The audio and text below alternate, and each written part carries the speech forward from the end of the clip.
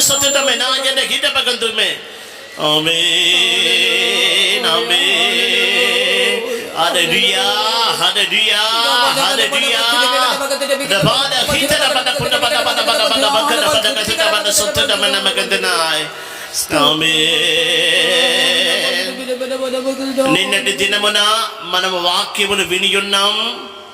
ఆ సొలొమోను మందిరములో నిలబెట్టబడినటువంటి ఆ 2 స్తంభముల యొక్క ఎత్తు 18 మూరలు అని మన వాక్యమును విని ఉన్నాం. నీకు కలిగిన ఆత్మ వరములో 2 పాలు నా మీదికి రావాలి.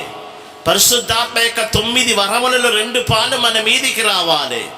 అదే 18 మూరల ఎత్తు. పరిశుద్ధాత్మ దేవుడు ఎగెచ్కేలు ప్రవక్త వలె నిన్ను ఎత్తైన స్థలములకు తీసుకొని వెళ్ళగోరుచున్నారు.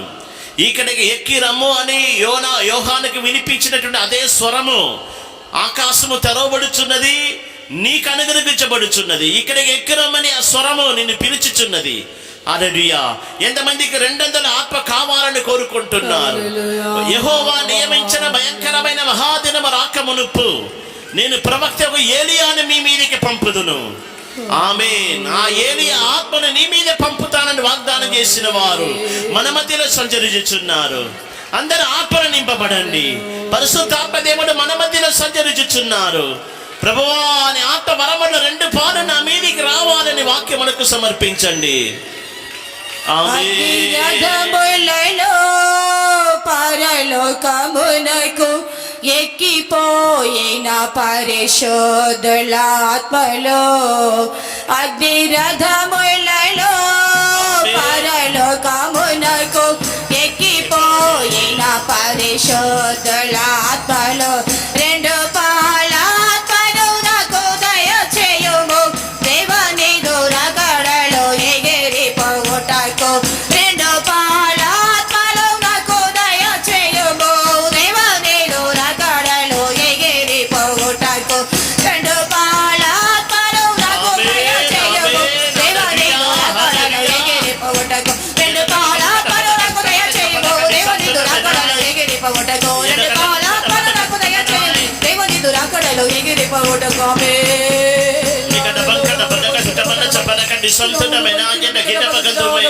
Ni mata de meneka sumana de bana me kada menage de kita pakantume ni kada pani mun solta de menai. Hallelujah, hallelujah. Ada bada kita de bana kada kada bana solta de mena magandanai. అగ్ని రథములలో పరలోకమునకు ఎక్కిపోయిన పరిశుద్ధులాత్మలో అగ్ని రథములలో పరలోకమునకు ఎక్కిపోయిన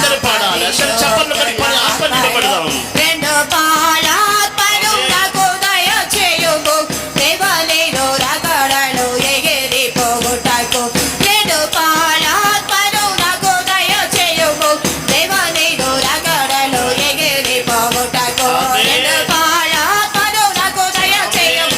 దేవుని దూరగడలో ఎగిరి పోవుటకు 2 పాలాత్మలు నాకు దయచేయుము. దేవుని దూరగడలో ఎగిరి పోవుటకు. Hallelujah. Ni mata de meneka sumana de mena me kada menai. Da bada kita de pada kada menai. Amen. Hallelujah. Hallelujah. Hallelujah. Sotram sotram sotram sotram sotram sotram. జయించువాన్ని నా దేవుని మందిరములో స్తంభముగా చేసెదను. ఎంతమంది జయించువారుగా మార్చబడబోచున్నారు? ఆత్మ అభిషేకం ఉంటేనే నీవు జయించగలవు. పాపమును జయించగలవు, లోకమును జయించగలవు, అపవాదిని జయించగలవు. దేవుని మందిరములో 18 మూరల ఎత్తు కలిగినటువంటి ఆ స్తంభముగా మార్చబడగలవు. హల్లెలూయా, హల్లెలూయా, హల్లెలూయా, హల్లెలూయా. ఎంతమందికి 200 అభిషేకం కావాలి? ఇప్పుడే పరిశుద్ధాత్మ దేవుడు నిన్ను ముట్టుచున్నాడు. ఇప్పుడే పరిశుద్ధాత్మ శక్తి నీ మీద దిగి వచ్చుచున్నది. హల్లెలూయా, హల్లెలూయా, హల్లెలూయా. నిమతట మెనక సుమన దిదమన మేకద మెనాజే దేకిట బకద మెనకద పాని బొడ్ సొంతన మెనాయ్. అదవాద హీతద పద పద పద పద పద బకద పద కసట మెనాయ్. చెప్పదన్నాయ్. 2 పాలాత్మను నాకు దయచేయుము, దేవుని దురాకడలో ఎగిరిపోవుటకు. 2 పాలాత్మను నాకు దయచేయుము, దేవుని దురాకడలో ఎగిరిపోవుటకు. 2 పాలాత్మను నాకు దయచేయుము, దేవుని దురాకడలో ఎగిరిపోవుటకు. 2 పాలాత్మను నాకు దయచేయుము, దేవుని దురాకడలో ఎగిరిపోవుటకు. 2 పాలాత్మను నాకు దయచేయుము, దేవుని దురాకడలో ఎగిరిపోవుటకు.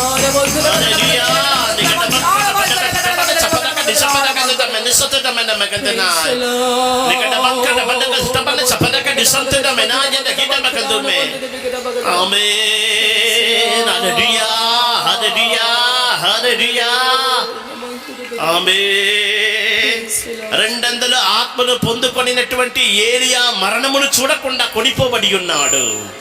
200 ఆత్మ నీ మీదికి వచ్చినట్లయితే, ఆ ఏలియా ఆత్మ నీ మీదికి దిగి వచ్చినట్లయితే నీకు మరణము లేదు. పునరుద్ధానమును జీవమును నేనే. నా యందు విశ్వాసముంచువాడు మరణించినను చనిపోయినను బ్రతుకును. బ్రతికి నా యందు విశ్వాసముంచు ప్రతివాడు ఎన్నడు చనిపోడు అని యేసయ్య వాగ్దానం చేయుచున్నాడు. ఆమేన్. హల్లెలూయా, హల్లెలూయా, హల్లెలూయా, హల్లెలూయా. సోతరం సోతరం సోతరం సోతరం సోతరం సోతరం సోతరం సోతరం. హల్లెలూయా. నిమతన మెనకసు మన జడమన మేకన మెనాయ్ అద బాద హితన పదకుండ పద పద పద వకడ పద కతమనాయ్. హల్లెలూయా, హల్లెలూయా. పునరుద్ధానము నేనే, జీవమును నేనే. పునరుద్ధానము నేనే, జీవమును నేనే. నా యందు విశ్వాసముంచువారు మరణించినారు జీవించినారు. నా యందు విశ్వాసముంచువారు మరణించినారు జీవించినారు. నా యందు విశ్వాసముంచువారు మరణించినారు జీవించినారు.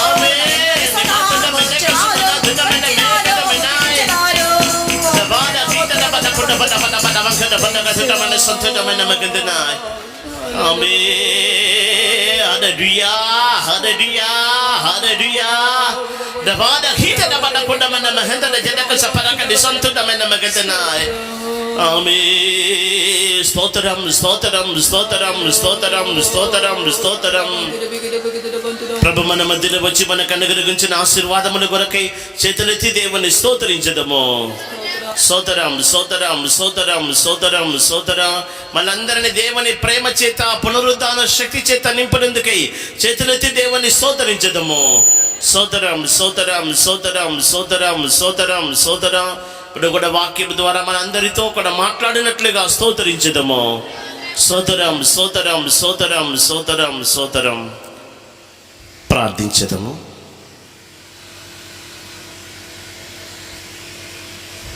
కృపాసత్య సంపన్నమైన మా ద్వితీయ సత్యదేవా, మీకు స్తుతులు స్తోత్రములు చెల్లించుకుంటున్నాం ప్రభా.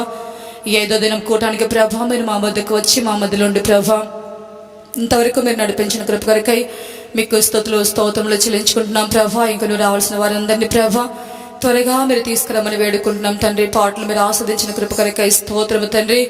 నాథా మీకు స్తోత్రం. మీరు మీద ఆశను బలపరిచి మీ సాటి కింద మరుగుపరుచుకొని తండ్రి నోటికి నోరుగా ఉండి తండ్రి మీకు స్తోత్రం. మీ వాక్కు ద్వారా మీరు మాట్లాడి ప్రతి ఒక్కరిని మీరు బలపరచండి. మీ వాక్యపు వెలుగులో ప్రతి ఒక్కరిని మీరు నడిపించమని వేడుకుంటున్నాం తండ్రి. మీకు స్తోత్రం రాజా. మీ వాక్యము తండ్రి బండల బద్దలు చేయ సొత్తే వంటిది ప్రభా. మీకు స్తోత్రం నాథా. అటువంటి వాక్యము చేత ప్రతి ఒక్కరిని ప్రభా నాథా హృదయాలను తండ్రి తెరచి ప్రభా అయా హృదయాలను ప్రభా మీ వాక్యముతో తండ్రి వారిని నింపి నడిపించమని వేడుకుంటున్నాం. ఈ పేటలో ఉన్నటువంటి ప్రతి కుటుంబాన్ని ఆశీర్వదించండి. సమస్త ఆటంకాలు తొలగించండి. ఇంకా జరుగుతున్నటువంటి తండ్రి 3 దినముల కుటుంబాలన్నింటినీ భారం వహించి నడిపించండి. అన్ని కార్యములతో నడిపించి మీ నామానికి మహిమ తెచ్చుకొని పరిశుద్ధపరిచి మీరు అక్కడికి సిద్ధపరచమని యేసుక్రీస్తు నామమున అడిగి వేడుకొనుచున్నాము తండ్రి. ఆమేన్. ఆమేన్. హల్లెలూయా. దేవుని కది పరిశుద్ధ నామానికి మహిమ కలుగును గాక. దేవుడు మనల్ని ప్రేమించి మనకు అనుగ్రహించినటువంటి ఈ సభల నిమిత్తమై మనము దేవునికి స్తుతులు స్తోత్రములు చెల్లించాలి. గత 4 దినములు జరిగినటువంటి కూటములను ప్రభు మనకు ఆశీర్వాదంగా మార్చి ఉన్నాడు. ఈ 5వ దినానికి వచ్చినటువంటి మీకు అందరికీ ప్రభు అయిన యేసుక్రీస్తు యొక్క నామమున శుభవందనములను తెలియజేయుచున్నాం. వాక్యము సత్యమై ఉన్నది, సత్యమును ఎరుగుదురు, ఈ సత్యం మిమ్ములను స్వాతంత్రులుగా చెయ్యను. వాక్యము ద్వారా ఈ భూమి ఆకాశములు కలుగజేయబడి ఉన్నవని మనకు బాగా తెలుసు. సూర్యుడు, చంద్రుడు, నక్షత్రములు, ఆకాశములు ఎగురుచున్న పక్షులు, సముద్రపు చేపలు, అడవి మృగములతో సహా మానవుడిని దేవుడు కలుగజేసి ఉన్నాడు. సృష్టి యావత్తు దేవుని యొక్క వాక్యము ద్వారా కలుగజేయబడి ఉన్నవి. అందువలన మనము దేవుడు మనకు అనుగ్రహించిన సమయం కొలది దేవుని వాక్యమును విని ఆ వాక్యమును మన మంచి నేల అనే మన హృదయమును భద్రపరచుకొని వాక్యమును అవలంబించి మనం 100 ఫలించేవారుగా మార్చబడాలి. ఈ సాయంకాల సమయంలో కూడా పునరుద్ధానుడైన యేసయ్య మన మధ్యలో సంచరించుచున్నాడు. జయించు వాణ్ణి నా దేవుని మందిరములో స్తంభముగా చేసదనని వాగ్దానం చేసిన ప్రభు మన ప్రతి ఒక్కరిని స్తంభముగా నిలబెట్టే నిమిత్తమై మనకు కావలసిన ఆ కృపను సమృద్ధిగా మనలో కుమ్మరించుచున్నాడు. మనలను ఇత్తడి స్తంభముగా నిలబెట్టుచున్నాడు. ఆ కృపను మనలో సమృద్ధిగా మనలో పోసి ఆ కృపను మనలో కుమ్మరించి మనల్ని ఇత్తడి స్తంభముగా, కృపా స్తంభముగా నిలబెట్టుచున్నాడు. దేవునికి అది పరిశుద్ధ నామాని స్తోత్రం. ఈ దినములలో సొలొమోను మందిరములో ఆ మందిరపు యొక్క ముందు భాగము నిలబెట్టబడినటువంటి 2 స్తంభముల గురించి మనం వాక్యమును ధ్యానించుచున్నాం. ఈ చిత్రపటములు మీరు చూసినట్లయితే 2 స్తంభములను చూడగలరు. ఈ స్తంభములు ఇత్తడితో పోత పని చేత పోత పోసి చేయబడినటువంటి ఇత్తడి స్తంభములు. ఈ స్తంభముల మీద ఒక పీట ఎత్తబడి ఉన్నట్లుగా వాక్యములు మనం చూస్తున్నాం. ఇంకా స్తంభముల గురించి తెలుసుకొనవలసిన సత్యములు ఉన్నవి గనుక ఈ స్తంభముల గురించిన ఉపదేశమును తెలుసుకున్న తరువాత ఈ పీటను గురించిన ఉపదేశమును మనం తెలుసుకునేదాం. దేవునికి స్తోత్రం. ఇర్మియా గ్రంథము 52వ అధ్యాయం 21వ వచనం చదువుదాం. ఇర్మియా గ్రంథము 52వ అధ్యాయం 21వ వాక్యం. వాటిలో ఒక్కొక్క స్తంభము 18 మూరల ఎత్తుగలది, 12 మూరలు నూలు దాని చుట్టూ తిరుగును, దాని దళసరి 4 వ్రేళ్ళు, అది గుల్లది. చదివిన వాక్య ప్రకారం చూసినట్లయితే ఇత్తడితో పోత పోసి స్తంభములు చేసి ఉన్నాడు. మొదటి రాజుల గ్రంథము 7వ అధ్యాయంలో మనం చూస్తున్నాం. ఈ స్తంభముల యొక్క ఎత్తు 18 మూరలు. 18 మూరలు అనేది అది ఆత్మీయ వరములు, అంటే 2 పాలు ఆత్మ. నీ ఆత్మలో 2 పాలు, నీ ఆత్మ వరముల్లో 2 పాలు నా మీదికి రావాలని ఎలీషా ప్రవక్త కోరుకున్నట్టే ఆత్మ వరముల్లో 2 పాలు మనం పొంది ఉన్నట్లయితే దేవుని మందిరములో స్తంభముగా మార్చబడగలం. అన్నిటికీ పైన జయించు వాణ్ణి నా దేవుని మందిరములో స్తంభముగా చేసదను. ఈ 18 మూరల ఎత్తుగలిగిన స్తంభము ఆత్మీయ వరములను బయలుపరచుచున్నదని నిన్నటి దినమున వాక్యమును మనము తెలుసుకొని ఉన్నాం. రెండవదిగా దాని చుట్టూ కైవారము 12 మూరలు. అది అపోస్తల ఉపదేశమునకు సాదృశ్యమని వాక్యమును తెలుసుకొని ఉన్నాం. ఇప్పుడు మనము తెలుసుకోవలసిన ఈ స్తంభమును గురించిన మూడవ ఉపదేశం ఏంటంటే, మరొకసారి చదువమ్మా. ఇర్మియా గ్రంథము 52:21. వాటిలో ఒక్కొక్క స్తంభము 18 మూరల ఎత్తు గలది, 12 మూరలు నూలు దాని చుట్టూ తిరుగును, దాని దళసరి 4 వ్రేళ్ళు, అది గుల్లది. ఈ స్తంభం యొక్క దళసరి ఎంత ఉంటుందంటే 4 వ్రేలు. మీ చేతిలో ఉన్నటువంటి 4 వేలు కలిస్తే ఇలా పెట్టి చూడండి ఎంత వెడల్పు ఉంటుందో, అంతగా దాని యొక్క దళసరి ఉన్నట్లుగా వాక్యములో మనం చూస్తున్నాం. అంతేగాక ఆ స్తంభము గుల్లగా, అంటే అది గుల్లది అని వాక్యములు మనం చూస్తాం. 2 సత్యముల గురించి మనము ఈ సాయంకాల సమయంలో తెలుసుకుందాం. దాని యొక్క దళసరి 4 వేళ్ళు. దేవుని యొక్క పరిశుద్ధ నామానికి స్తోత్రం. ఈ 4 అనే సంఖ్య ఈ పరిశుద్ధ గ్రంథములో అనేక విధములైనటువంటి ఆత్మ సంబంధమైన అనుభవములకు, ఆత్మ సంబంధమైన సత్యానికి సాదృశ్యంగా కనబడుచున్నది.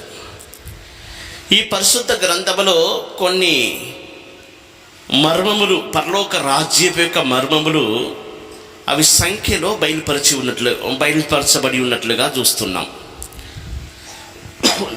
4 అనే సంఖ్యను మనం చూసినట్లయితే, ఈ 4 అనే సంఖ్య మనం ఎక్కడెల్లా చదువుతున్నామో అక్కడెల్లా 4 విధములైనటువంటి ఆత్మ సంబంధమైన అనుభవముల గురించి చదువుతున్నాం. ఒకటేంటంటే, యెహెజ్కేలు గ్రంథము 1వ అధ్యాయమునకు మన పరిశుద్ధ గ్రంథమును తిరుపునప్పుడు, యెహెజ్కేలు గ్రంథము 1వ అధ్యాయం 10వ వచనం. ఆ 4 ఎదుటి ముఖరూపములు మానవ ముఖము వంటివి, కుడి పార్శ్వపు రూపములు సింహముఖము వంటిది, ఎడమ పార్శ్వపు ముఖములు ఎద్దు ముఖము వంటివి, 4 పక్షిరాజు ముఖము వంటి ముఖములు కలవు. ప్రకటన గ్రంథము 4వ అధ్యాయం 6-7 వాక్యములు చదువుదాం. మరియు ఆ సింహాసనము ఎదుట స్ఫటికమును పోలిన గాజు వంటి సముద్రం ఉన్నట్టుండెను. ఆ సింహాసనమునకు మధ్యను, సింహాసనము చుట్టూను, ముందు వెనుక కన్నులతో నిండిన 4 జీవులుండెను. మొదటి జీవి సింహము వంటిది, 2వ జీవి దూడ వంటిది, 3వ జీవి మనుషుని ముఖము వంటి ముఖము గలది, 4వ జీవి ఎగురుచున్న పక్షిరాజు వంటిది. చూడండి, దేవుని సింహాసనముల చుట్టూ ఉన్నటువంటి 4 జీవులు, 4 జీవుల యొక్క ముఖ రూపములు ఎలాగే ఉంటున్నవని వాక్యములు మనం చూస్తున్నాం. 4 అని అన్నప్పుడు 4 అనే సంఖ్య ఒక గూఢమైన రీతిగా దేవుని యొక్క వాక్యములో ఈ 4 అనే సంఖ్యలో రాయబడి ఉన్నట్లుగా వాక్యములు మనం చూస్తున్నాం. 4 అని అన్నప్పుడు మనకు గుర్తుకు రావాల్సింది ఏంటంటే, యెహెజ్కేలు గ్రంథము 1వ అధ్యాయములోను, ప్రకటన గ్రంథము 4వ అధ్యాయంలోను చూసినట్లయితే 4 జీవుల గురించి మనం చూస్తున్నాం. ఈ 4 జీవులు 4 విధములైనటువంటి పూర్ణతను బయలుపరచుచున్నది. ఈ స్తంభం యొక్క దళసరి 4 వేలు, నిండుగా 4 వేలు అంత ఉన్నట్లుగా వాక్యములో మనం చూస్తున్నాం. 4 విధములైనటువంటి సంపూర్ణతను చూయించుచున్నది. మన జీవితంలో ఈ 4 విధములైన జీవులు 4 విధములైనటువంటి ఉపదేశములను, సంపూర్ణతను బయలుపరచుచున్నది. మనము నిండుగా ఈ 4 జీవుల యొక్క ఆత్మీయ అనుభవములు కలిగి ఉండవలనని ప్రభు మన పట్ల కోరుచున్నాడు.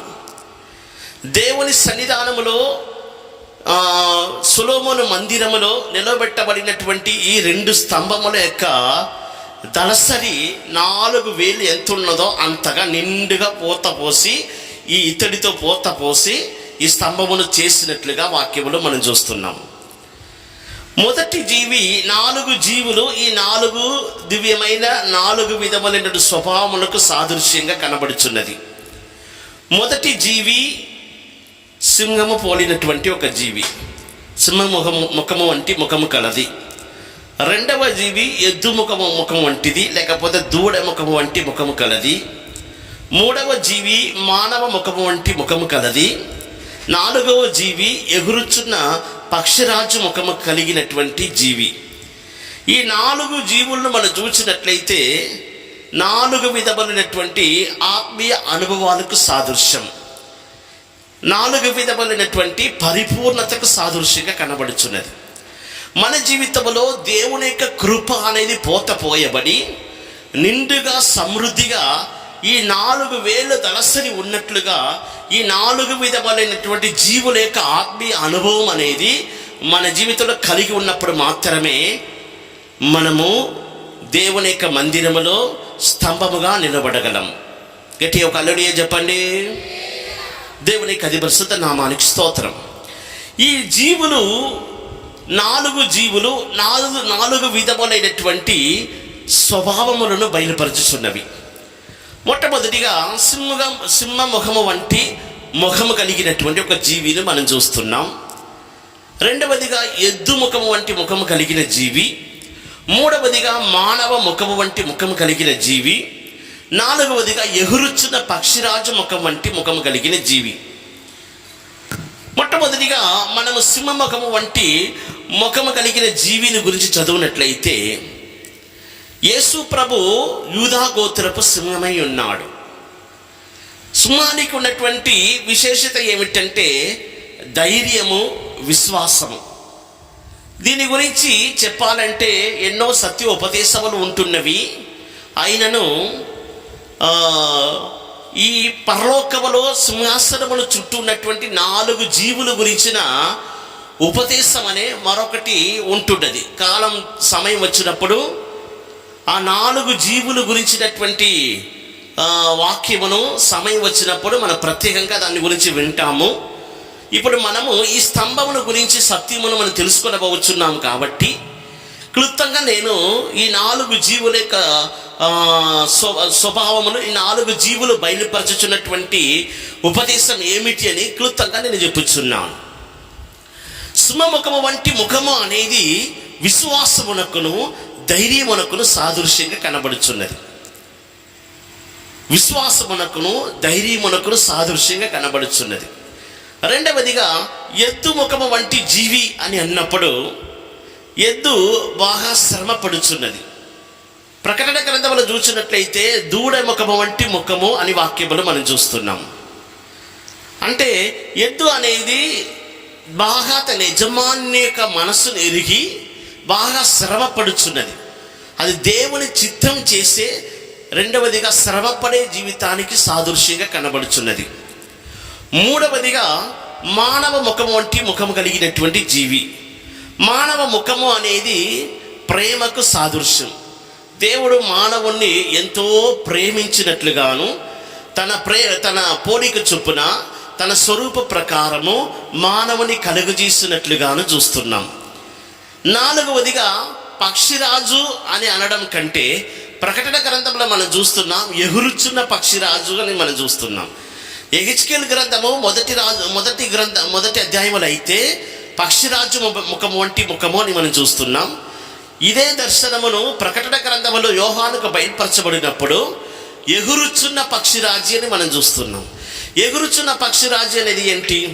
యెషయా గ్రంథము 40వ అధ్యాయం ఆఖరి వాక్యం చదువునట్లయితే యెహోవా కొరకు కనిపెట్టువారు పక్షిరాజు వలె తమ రెక్కలు చాపి పైకి ఎగురుదురు.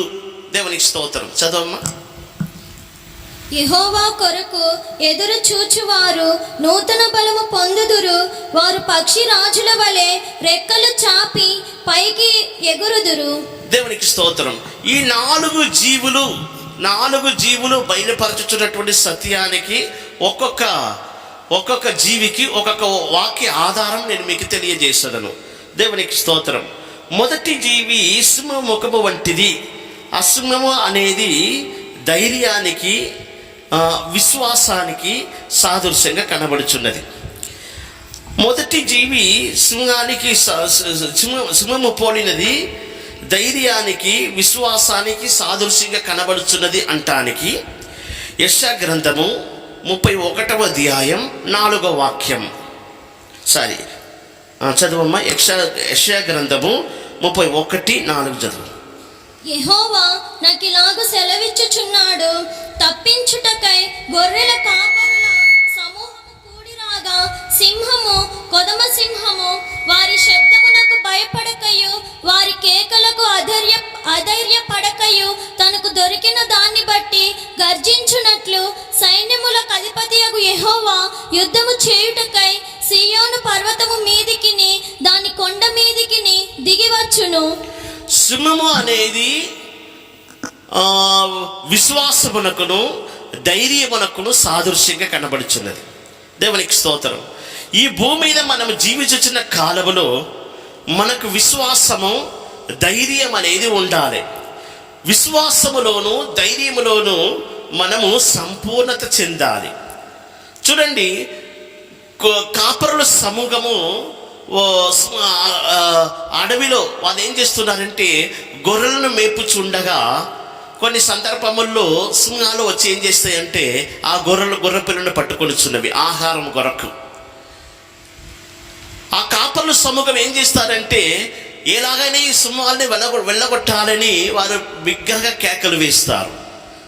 ఆ సమయమున ఈ సింహం ఏం చేస్తుందంటే తాను పట్టిన ఆ ఎర మీద గర్జిస్తూ ఆ ఎర నిమిత్తమై చనిపోతుంది, కానీ ఎంత మాత్రము ఎరని విడిచిపెట్టి మాత్రం పారిపోదు. అందువలన ఈ సింహాలు అనేది, ఈ సింహ ముఖము అనేది దేనికి సాదృశ్యం అంటే విశ్వాసమునకును ధైర్యానికి సాదృశ్యంగా కనబడుచున్నది. దేవునికి స్తోత్రం. రెండవ ముఖమును గురించి మనం చూసినట్లయితే ఎద్దు ముఖము వంటి ముఖము కలది. ఎద్దు ఎల్లప్పుడూ తన యజమాని యొక్క చిత్తముని నెరవేరుస్తుంది. తన యజమాని యొక్క మనస్సరిగి బాగా శ్రమపడుచున్నటువంటి జీవితం. మన జీవితంలో దేవుని చిత్తం చేసే జీవితంలో పూర్ణత అనేది, సంపూర్ణత అనేది ఒకటి ఉండాలి.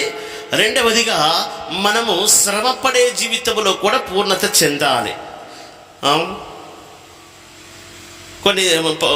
రెండు వారాల క్రితము మనము శ్రమలో పొందుతున్న బాప్తిస్మముల గురించి వాక్యమును విని ఉన్నాం. శ్రమల్లో మనము ముంచబడాలి, పూర్తిగా ముంచబడాలి. ఎంతకంతగా మనము శ్రమపడుచున్నామో అంతకంతగా మనకు మహిమ దొరుకుతుంది. దేవునికి స్తోత్రం. శ్రమపడే జీవితం అనేది దానిలో ఒక పూర్ణత అనేది ఒకటి ఉంటున్నది. అందుకే యేసయ్య ఏమన్నాడంటే యోహాను సువార్తలో మనం చూస్తున్నాం 4వ అధ్యాయం 34వ వచనము. యోహాను సువార్త 4వ అధ్యాయం 34వ వచనము. యేసు వారిని చూచి నన్ను పంపిన వాని చిత్తము నెరవేర్చుటయు ఆయన పని తుదముట్టించుటయు నాకు ఆహారమై ఉన్నది. నన్ను పంపిన వాని యొక్క చిత్తమును నేను నెరవేర్చాలి, ఆ పని నిన్ను తుదముట్టించాలి, అదే నాకు ఆహారం అని చెప్పుచున్నాడు. తండ్రి చిత్తం చేయి నిమిత్తమై ఎంతగానో శ్రమ పడినట్లుగా వాక్యములు మనం చూస్తున్నాం.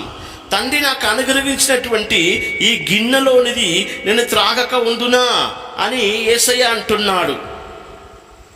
యోహాను సువార్త 18వ అధ్యాయం 11వ వాక్యం చదివినట్లయితే తండ్రి నాకు అనుగ్రహించినటువంటి ఈ గిన్నెలోనిది నేను త్రాగకుండునా అని సిలువ మరణమును గురించి చెప్పుచున్నాడు.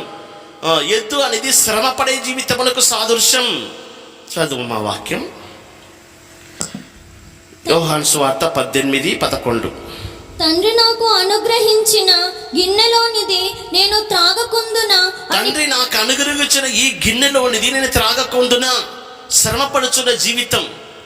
ఎద్దు తండ్రి చిత్తం యజమాని యొక్క చిత్తం చేయుచున్నది, అదే సమయంలో శ్రమ పడుచున్నది. అది ఎద్దు ముఖము వంటి ముఖము. మూడవదిగా మానవుని ముఖము వంటి ముఖము కలిగినటువంటి జీవి మానవుడు. యోహాను సువార్త 3వ అధ్యాయం 16వ వాక్యం చదివినట్లయితే మానవుని దేవుడు ఎంతగా ప్రేమించాడు, ప్రేమకు సాదృశ్యం. చదవండి. దేవుడు లోకమును ఎంతో ప్రేమించెను కాగా ఆయన తన అద్వితీయ కుమారునిగా పుట్టిన వాని యందు విశ్వాసముంచు ప్రతివాడును నశింపక నిత్య జీవము పొందునట్లు ఆయనను అనుగ్రహించెను. ఇంతగా లోకమును ప్రేమించి ఉన్నాడు, మానవుణ్ణి ప్రేమించి ఉన్నాడు. లోకమును ప్రేమించి ఉన్నాడంటే లోకములో తాను సృష్టించినటువంటి మానవుని దేవుడు ఎంతగానో ప్రేమిస్తున్నాడు. అందుకే ఆ జీవి, మూడవ జీవి మానవ ముఖము వంటి ముఖం కలిగిన జీవి, ప్రేమకు సాదృశ్యం. మనలో ప్రేమలో పూర్ణత, ప్రేమలో సంపూర్ణత అనేది ఒకటి ఉండాలి. ఎప్పుడు మన జీవితంలో దేవుని యొక్క ప్రేమలో మనము సంపూర్ణత చెందుచున్నామో అప్పుడే దేవుని యొక్క మందిరములో స్తంభముగా మార్చబడగలం. దేవుని యొక్క పరిశుద్ధ నామానికి స్తోత్రం. మానవుని దేవుడు ప్రేమలో పూర్ణుడుగా మార్చబడాలని కోరుకుంటున్నారు. దేవుడు మానవుని ఎంతో ప్రేమించును. అదే సమయంలో మానవుడు దేవుణ్ణి ప్రేమించాలి. అందుకే నీ పూర్ణ హృదయముతోనూ, నీ పూర్ణ మనస్సుతోనూ, నీ పూర్ణ ఆత్మతోనూ నీ దేవుడిని యెహోవాని ప్రేమింపవలనన్నదియే మనకు అనుగ్రహించబడినటువంటి మొదటి ఆజ్ఞ. దేవునికి స్తోత్రం. ప్రేమలో పూర్ణులుగా మార్చబడితేనే, దేవుని యొక్క ప్రేమలో మన పూర్ణత చెందితేనే దేవుని యొక్క మందిరములో స్తంభముగా నిలబడగలం. దేవుని యొక్క పరిశుద్ధ నామానికి స్తోత్రం. ప్రేమలో పూర్ణత. నాలుగవదిగా ఎగురుచున్న పక్షిరాజు. ఎగురుచున్న పక్షిరాజు యొక్క ముఖము కలిగి ఉన్నట్లుగా ఆ జీవి, నాలుగవ జీవి ఎగురుచున్న పక్షిరాజు ముఖం కలిగి ఉన్నట్లుగా చూస్తున్నాం. ఎగురుచున్న పక్షిరాజు అనేది ఉన్నతమైన ఆత్మీయ జీవితానికి సాదృశ్యం. దేవునికి స్తోత్రం. యెహోవా కొరకు ఎదురు చూచువారు నూతన బలమును పొందుదురు. వారు తమ రెక్కలను చాపి పైకి ఎగురుదురు, ఉన్నతమైన స్థలములకు ఎగురుదురు. తమ రెక్కలు చాపి పైకి ఎగురుచున్న అనుభవం. ఆత్మీయ జీవితంలో మనం పొందుకోవలసిన పూర్ణత అనేది ఒకటి ఉంటున్నది. ఆత్మీయ అనుభవములో పూర్ణత అనేది ఒకటి ఉంటున్నది. పరిశుద్ధాత్మిక అభిషేకములో పూర్ణత అనేది ఒకటి ఉంటున్నది. మనం ఆత్మీయ అనుభవంలో పూర్ణత కలవారమైతే ఆత్మలో మన ఆత్మ ఎగిరి ఎగిరి ఎగిరి ఎగిరి ఉన్నతమైన స్థలములకు పోవును. నీవు ఇక్కడికి ఎక్కి రమ్మో, నీకు స్వరము వినబడును. ఎక్కి వెళ్ళగలం, పరలోకమునకు ఎక్కి వెళ్ళగలం, ఉన్నతమైన స్థలములకు ఎక్కి వెళ్ళగలం. నిన్న దినముల వాక్యమును విని ఉన్నాం. యెహెజ్కేలు ప్రవక్తను ఆత్మ ఎత్తైన స్థలములకు తీసుకుని పోవచ్చున్నాడు. యోహాన్ని ఇక్కడ ఎక్కి రమ్ము అని పరలోకమున స్వరం పిలిచినట్లుగా చూస్తున్నాం. దేవుని యొక్క పరిశుద్ధ నామానికి స్తోత్రం. ఎగురుచున్న పక్షిరాజు అనేది ఉన్నతమైన ఆత్మీయ జీవితానికి సాదృశ్యం. ఈ భూమి మీద మనము ఈ భూమిని విడిచిపెట్టి ఈ భూ సంబంధమైన వాటి మీద మనసు పెట్టక పైనున్న వాటి మీద మనం మనస్సు పెట్టబడి మనం ఉన్నతమైన స్థలములకు ఎగిరిపోయే ఒక అనుభవంలో పూర్ణత చెందాలి. దేవునికి స్తోత్రం. ఇదే ఎగురుచున్న పక్షిరాజు యొక్క అనుభవం. ఈ స్తంభం యొక్క తలసరిని మనం చూసినట్లయితే ఈ స్తంభం యొక్క తలసరి 4 వేళ్ళు ఉన్నట్లుగా చూస్తున్నాం. ఈ 4 విధములైనటువంటి పూర్ణతకు సాదృశ్యంగా కనబడుచున్నది. విశ్వాసములోను ధైర్యములోను మన పూర్ణత చెందాలి. దేవుని కొరకు శ్రమపడి దేవుని చిత్తం చేసే జీవితంలో మనం పూర్ణత చెందవలసి ఉన్నది. దేవుని యొక్క ప్రేమలో, దేవుణ్ణి ప్రేమించే ప్రేమలో మనము పూర్ణత చెందవలసి ఉన్నది. ఉన్నతమైన ఆత్మీయ అనుభవముల్లో పక్షిరాజు ఎలాగో రెక్కలు చాపి పైకి ఎగురుచున్నదో మన ఆత్మలో ఉన్నతమైన స్థలములకు ఎక్కి వెళ్ళి 3వ ఆకాశం వరకు కొనిపోబడే ఆ ఉన్నతమైన స్థితి, ఉన్నతమైన ఆత్మీయ అనుభవం అనేది ఒకటి ఉంటున్నది. దేవునికి స్తోత్రం. ఈ 4 విధములైన అనుభవములలో సంపూర్ణత చెందితేనే మనము దేవుని యొక్క మందిరములో స్తంభముగా నిలబడగలం. జయించువాన్ని నా దేవుని మందిరములో స్తంభముగా చేస్తదని చెప్పుచున్నాడు. ప్రియమైన దేవుని బిడ్డలారా, ఈ జీవితం అనేది, ఈ క్రైస్తవ జీవితం అనేది ఏదో ఒక సాధారణంగా ఏదో ఈశ్వరుని నమ్ముకున్నాం, రక్షింపబడ్డాం, బాప్తిసం తీసుకున్నాం, ఆదివారం అయితే చర్చికి పోతున్నాం, ప్రార్థన చేస్తున్నాం, ఇంతే మన జీవితం అనేది అట్లా అనుకోవద్దు. దేవునికి స్తోత్రం. పరలోకములో మన కొరకు సిద్ధపరచబడిన వాటిని అవి మన కళ్ళు చూడలేవు, మన చెవికి వినబడలేదు, మన హృదయంలో గోచరము కాలేదు. పరిశుద్ధాత్మ దేవుని యొక్క దేవుడు పరిశుద్ధాత్మ యొక్క ఆ ప్రకటన వలన మనకందరికీ ఇవన్నిటిని ఆత్మైన వారు బయలుపరచుచున్నారు. ఆత్మ సంబంధమైన వాటిని ఆత్మ సంబంధమైన సంగతులతో సరిచూచుచు ఆత్మ నేర్పు మాటలతో ఇవన్నిటిని గురించి మేము బోధిస్తున్నాం. దేవుని యొక్క పరిశుద్ధ నామానికి స్తోత్రం. మన జీవితంలో ఉన్నతమైన ఆత్మీయ జీవితము, ఉన్నతమైన స్థలమునికి ఎక్కి వెళ్ళే ఆత్మీయ అనుభవం అనేది ఒకటి ఉంటున్నది. పరిశుద్ధాత్మ యొక్క అనుభవం అనేది ఒకటి ఉంటున్నది. ఎవరు విశ్వసిస్తున్నారో వారికి అనుభవాలు ప్రభు ఇస్తాడు తప్పకుండా.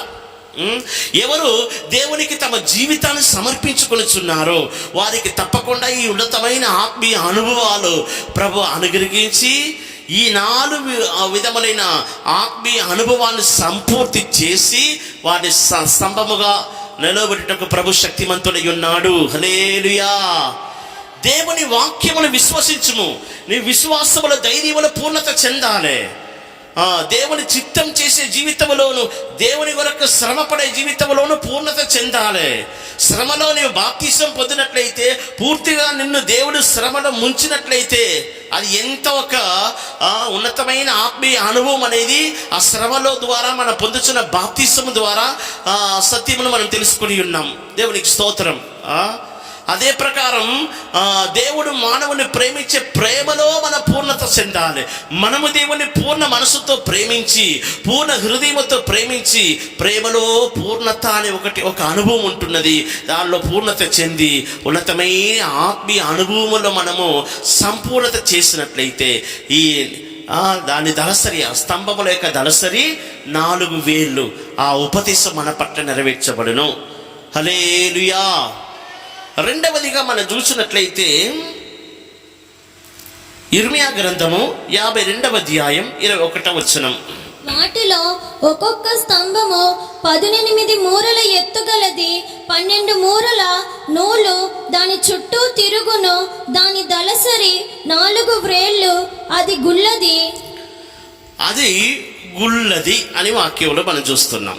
4వదిగా ఈ స్తంభం యొక్క అనుభవం ఏంటంటే, ఈ స్తంభముల యొక్క లోపట భాగములో చూసినట్లయితే గుల్లగా ఉండే, అంటే ఖాళీగా ఖాళీగా ఉంటున్నది. పాత నిబంధన కాలములో సొలొమోను రాజు దేవుని కొరకు ఒక మహిమగల మందిరమును కట్టించి అక్షర ప్రకారమైన రీతిగా 2 స్తంభములు నిలబెట్టాడు. ఈ స్తంభములు ఇత్తడి స్తంభములు. జయించువాణ్ణి నా దేవుని మందిరములో స్తంభముగా చేసదని ప్రభు చెప్పుచున్నాడు. మనము దేవుని మందిరములో స్తంభముగా మార్చబడాలంటే ఈ స్తంభముల యొక్క అనుభవం తప్పకుండా మన పట్ల నెరవేర్చబడవలసినదే. ఈ స్తంభములు చూడండి, లోపట భాగములో గుల్లగా ఉండే, అంటే ఖాళీగా ఉంటున్నది. ఒక పైపు ఎలాగ ఉంటుందో, వాటర్ పైపు ఎలాగ ఉంటుందో లోపట భాగములో ఖాళీగా ఉన్నట్టు, ఎంప్టీగా ఉన్నట్టు ఈ స్తంభముల యొక్క లోపట భాగము ఖాళీగా, అంటే గుల్లగా ఉన్నట్లుగా వాక్యములు మనం చూస్తున్నాం. దేవునికి అది పరిశుద్ధ నామానికి స్తోత్రం. ఎందుకొరకు ఈ స్తంభములు చేసినప్పుడు, ఇత్తడితో పూత పోసి చేసినప్పుడు లోపట భాగము ఖాళీగా గుల్లగా ఉన్నట్టు సొలొమోను రాజు చేశాడు. ఒక వ్యక్తి దేవుని యొక్క మందిరములో స్తంభముగా మార్చబడాలంటే అతని లోపట భాగము కూడా ఇలాగే గుల్లగానే ఉండాలి.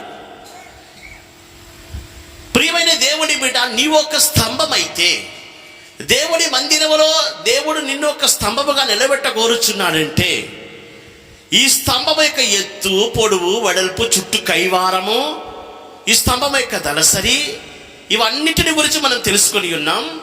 ఈ స్తంభం యొక్క లోపట భాగం చూసినట్లయితే ఎంప్టీగా ఉంటుంది, ఖాళీగా ఉంటుంది, గుల్లగా ఉంటుంది. ఎవరు తమ జీవితంలో లోపట భాగంలో గుల్లగా ఉంటున్నారో, లేకపోతే ఖాళీగా ఎంప్టీగా వారి యొక్క జీవితం కనబడుచున్నదో వారు మాత్రమే పరలోక రాజ్యములో స్తంభముగా నిలబడగలరు. దేవుని యొక్క పరిశుద్ధ నామానికి స్తోత్రం. లోపట భాగములో గుల్లగా ఉండడం అంటే అర్థం ఏమిటి? లోపట భాగములో ఖాళీగా గుల్లగా ఉండడం అనేది అర్థం ఏంటి? ఫిలిప్పీలకు రాసిన పత్రిక 2వ అధ్యాయమునకు మన పరిశుద్ధ గ్రంథమును తిరుపునప్పుడు పౌలు ఏం చేస్తున్నాడంటే, యేసు ప్రభు తన్ను తాను ఏలాగో ఖాళీగా చేసుకున్నాడు, తన లోపట భాగములో ఏలాగో గుళ్ళగా ఉండి ఉన్నాడని చెప్పుచున్నాడు. చదవండి, ఫిలిప్పీలకు రాసిన పత్రిక 2వ అధ్యాయం 6 నుండి 8 వరకు. ఆయన దేవుని స్వరూపము కలిగిన వాడై ఉండి, ఆయన దేవుని యొక్క స్వరూపము కలిగిన వాడై ఉండి దేవునితో సమానముగా ఉండుట, దేవునితో సమానముగా ఉండుట విడిచిపెట్టకూడని భాగ్యమని ఎంచుకొనలేదు గాని, మనుషుల పోలికగా పుట్టి, మనుషుల యొక్క పోలికగా పుట్టి దాసుని స్వరూపమును ధరించుకొని, దాసుని స్వరూపము ధరించుకొని తన్ను తానే రిక్తునిగా తన్ను చేసుకొనెను. తానే రిక్తుడిగా చేసుకున్నాడు. మరియు ఆయన ఆకారమందు మనుషుడుగా కనబడి మరణము పొందునంతగా, అనగా శిలువ మరణము పొందునంతగా విధేయత చూపిన వాడై తన్ను తాను తగ్గించుకొనెను. ప్రతి వాక్యములు ఉపదేశములు మొట్టమొదటిగా ప్రభువైన యేసుక్రీస్తుని గురించియు, అటు తరువాత మన ప్రతి ఒక్కరిని గురించి చెప్పబడి ఉన్నదని మనకు ఒక విశ్వాసం ఉండాలి. ఎబ్రీయులకు రాసిన పత్రిక 10వ అధ్యాయం 5వ వాక్యం నుండి మనం చూస్తున్నాం, గ్రంథపు చుట్టూలో నన్ను గురించి రాయబడి ఉన్నది, ఇదిగో నేను నీ చిత్తం చేయుటకు వచ్చుచున్నానని లోకములో ప్రవేశించినప్పుడు యేసయ్య చెప్పినట్లుగా వాక్యములో మనం చూస్తున్నాం. చదువమ్మా. నాకు ఒక శరీరమును అమర్చితివి, నీవు బలులను అర్పణములను కోరిన వాడవు కావు. చదువు. బలియో అర్పణయో నీవు కోరలేదు గాని, బలియో అర్పణయో నీవు కోరలేదు గాని, నాకొక శరీరమును అమర్చితివి, నీవు నాకొక శరీరమును అమర్చితివి, పూర్ణ హోమములను పాప పరిహారార్థ బలులను నీకిష్టమైనవి కావు. అప్పుడు నేను గ్రంథపు చుట్టలో నన్ను గూర్చి వ్రాయబడిన ప్రకారము, దేవా నీ చిత్తము నెరవేర్చుటకు ఇదిగో నేను వచ్చి ఉన్నానంటివి. యేసు ప్రభు ఈ లోకములో ప్రవేశించినప్పుడు ఏమని చెప్పుచున్నాడంటే, బలులను అర్పణములను నువ్వు కోరిన వాడవు కావు, పాప పరిహారార్థ బలులు నీకు ఇష్టమైనవి కావు, ఇదిగో నా శరీరము నాకొక శరీరమును అమర్చితివి, నీ చిత్తము చేయుటకు నేను వచ్చుచున్నాను అని చెప్పి లోకములో ప్రవేశించను. ఇదిగో గ్రంథపు చుట్టూలో నన్ను గురించి రాయబడి ఉన్న ప్రకారం ప్రతి వాక్యములు ఉపదేశములు మొట్టమొదటిగా యేసు ప్రభుని గురించి రాయబడి ఉన్నవి. రెండవదిగా ఎవరెవరి చేతిలో బైబిల్ ఉంటున్నాయో వారిని గురించి రాయబడి ఉన్నది. నీ చేతిలో బైబిల్ ఉన్నదంటే నీకు ఒక విశ్వాసం ఉండాలి, గ్రంథపు చుట్టూ నన్ను గురించి రాయబడి ఉన్నది. దేవునికి స్తోత్రం. యేసు ప్రభు లోకములో ప్రవేశించినప్పుడు తన్ను తాను తనకు అనుగ్రహించబడినటువంటి శరీరములో, ఈ శరీరముతో ఆయన లోకములో ప్రవేశించినప్పుడు తన్ను తాను రిక్తునిగా చేసుకున్నాడు. రిక్తునిగా చేసుకునడం అంటే ఏమిటి? తను తాను ఖాళీగా చేసుకున్నాడు, తను తాను ఎంటీగా చేసుకున్నాడు. ఆయనలో ఏమీ లేదు, మొత్తం ఖాళీ, లోపట భాగంలో ఎంటీగా ఉండే. దేవునికి అది పరిశుద్ధ నామానికి స్తోత్రం. ఈ స్తంభమును మనం చూసినట్లయితే లోపట భాగము గుళ్ళగా ఉంటున్నది, ఖాళీగా ఏమీ లేదు, ఎంటీగా ఉంటున్నది. యేసు ప్రభు లోకములో శరీరధారి వచ్చినప్పుడు ప్రభు తనకు అనుగ్రహించబడినటువంటి ఆ శరీరమును గురించే చెప్పుచున్నాడు. నన్ను గురించి రాయబడి ఉన్నది. ఆ శరీర రూపమును వచ్చినప్పుడు తన్ను తాను రిక్తునిగా చేసుకున్నాడు, ఖాళీగా చేసుకున్నాడు. దేవునికి స్తోత్రం. ప్రభు ఈ లోకములో వచ్చినప్పుడు తన్ను తాను రిక్తునుగా ఖాళీగా చేసుకున్నాడు. చాలా మంచిది, మనకు మాదిరిని చూపించాడు. మనము కూడా అలాగే లోపట భాగంలో ఎలాగ ఉండాలంటే ఖాళీగా ఉండాలి. లోపట భాగంలో ఖాళీగా ఉండాలి, ఎంటీగా ఉండాలి. దేవునికి అది పరిశుద్ధ నామానికి స్తోత్రం.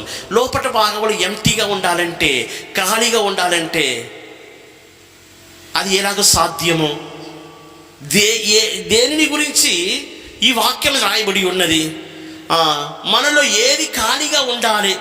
యోహాను సువార్త 14వ అధ్యాయమునకు మన పరిశుద్ధ గ్రంథంలో తిరుపునప్పుడు, యోహాను సువార్త 14వ అధ్యాయం 30వ వచనం, ఇకను మీతో విస్తరించి మాటలాడను, ఈ లోకాధికారి వచ్చుచున్నాడు, నాతో వానికి సంబంధమేమీ లేదు. నాతో వానికి సంబంధం ఏమీ లేదు. అంతే. దేవునికి స్తోత్రం. తెలుగు భాషలో ఆ తర్జుమా అనేది సరి అయినదిగా చేయబడలే. మూల భాషలో నుండి తెలుగు బైబిల్ ఆ తర్జుమా సరి అయినదిగా చేయబడలే. మరొకసారి చదువమ్మా వాక్యం.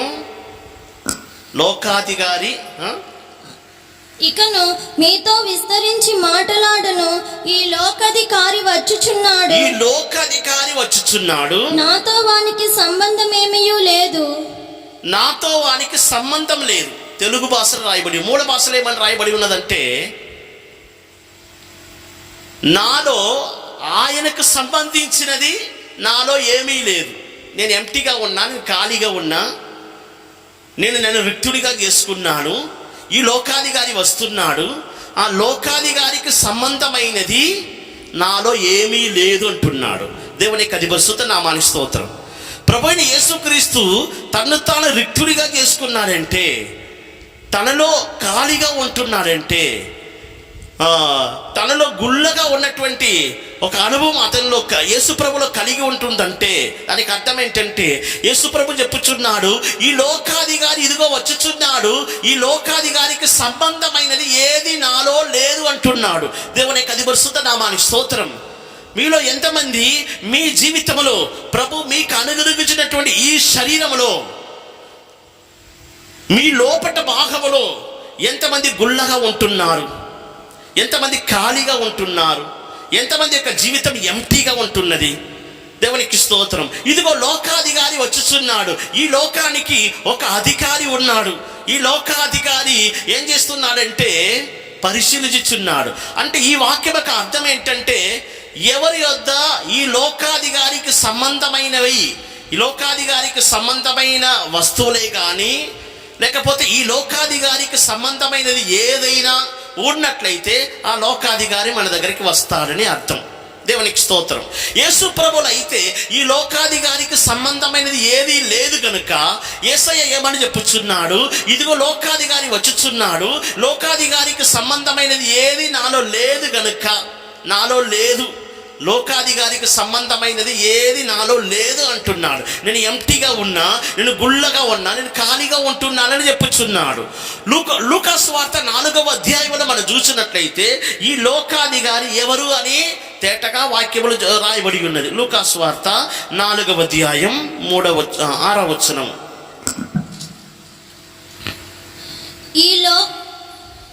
ఈ అధికారం అంతయు ఈ రాజ్యముల మహిమయు నీకిత్తును, అది నాకు అప్పగింపబడి ఉన్నది, అదెవనికి నేను ఇయ్యగోరుదునో వానికిత్తును.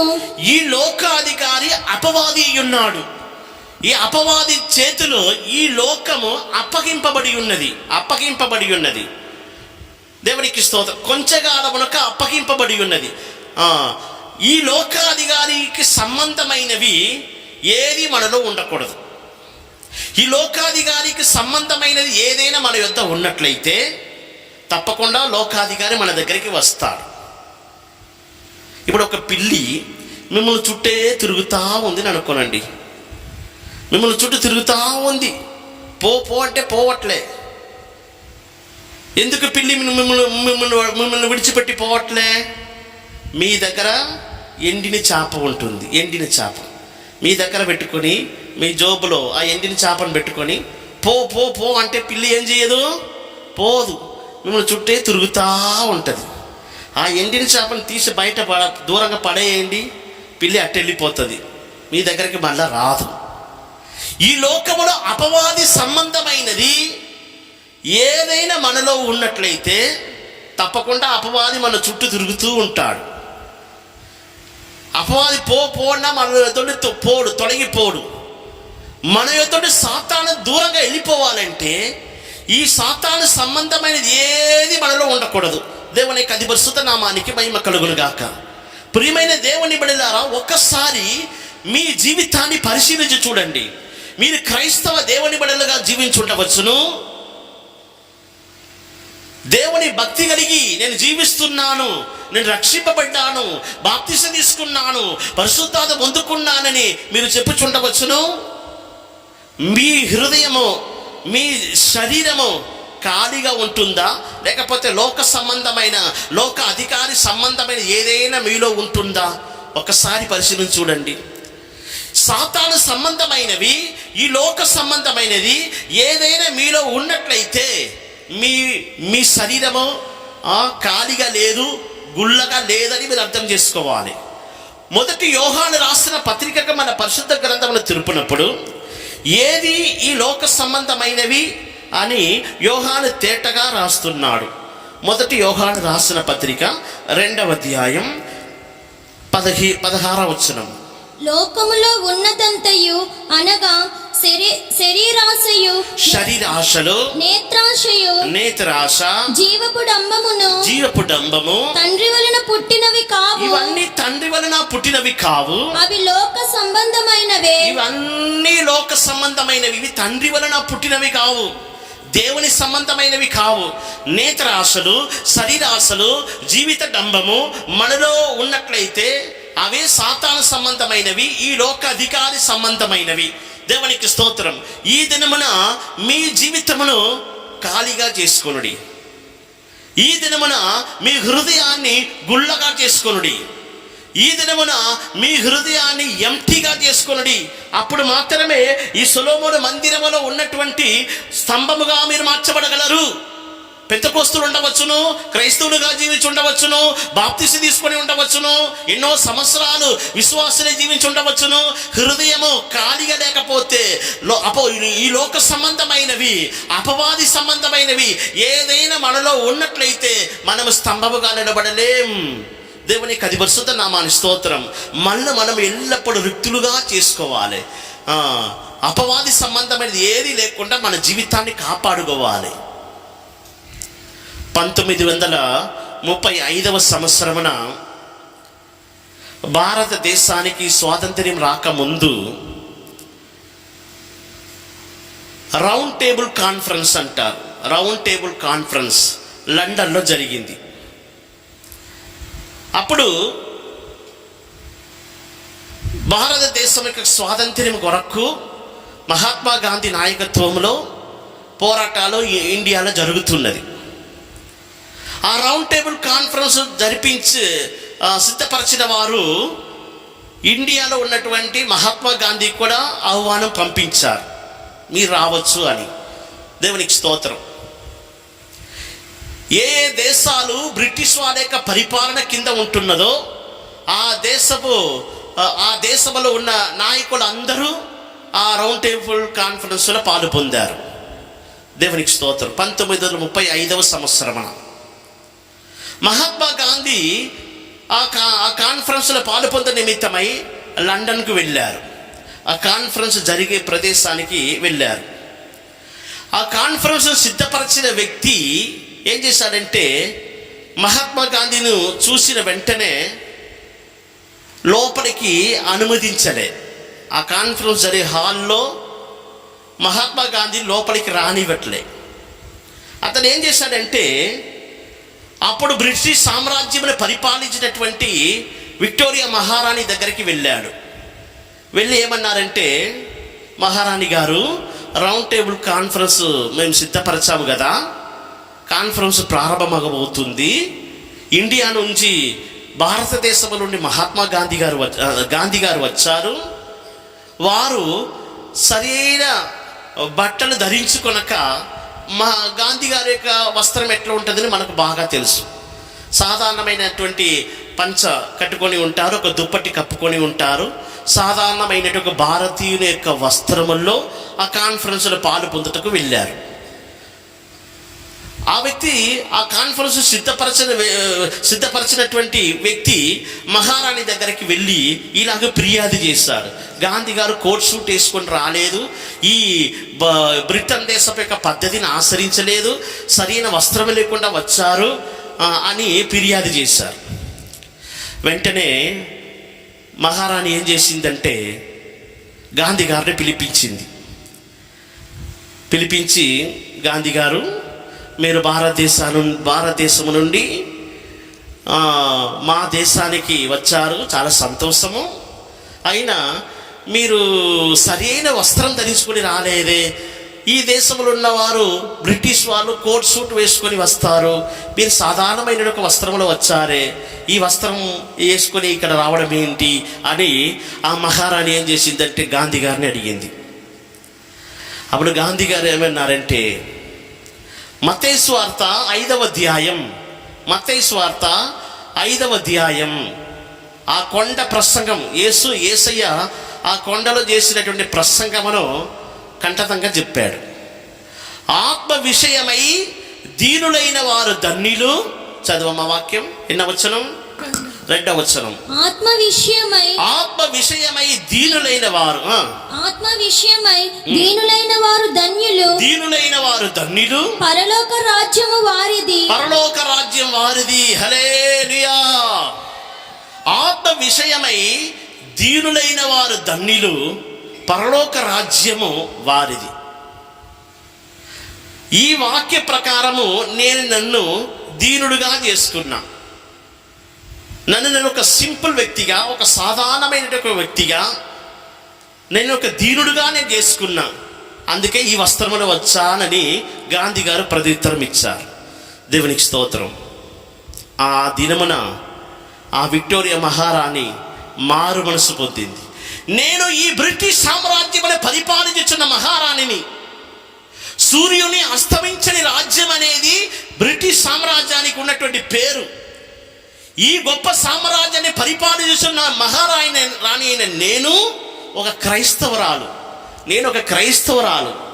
నేను బైబిల్ చదువుతున్నా, చర్చికి పోతున్నా, ప్రార్థన చేసుకుంటున్నా. భారతదేశంలో నుండి వచ్చినటువంటి ఒక హైందవ వ్యక్తికి ఉన్నటువంటి ఈ ప్రకటన నాకు లేదే. నేను ఎంత ఆడంబరముగా వస్త్రములు ధరించుకొనుచున్నాను, వెండి బంగారముల చేత నిన్ను అలంకరించుకొనుచున్నాను.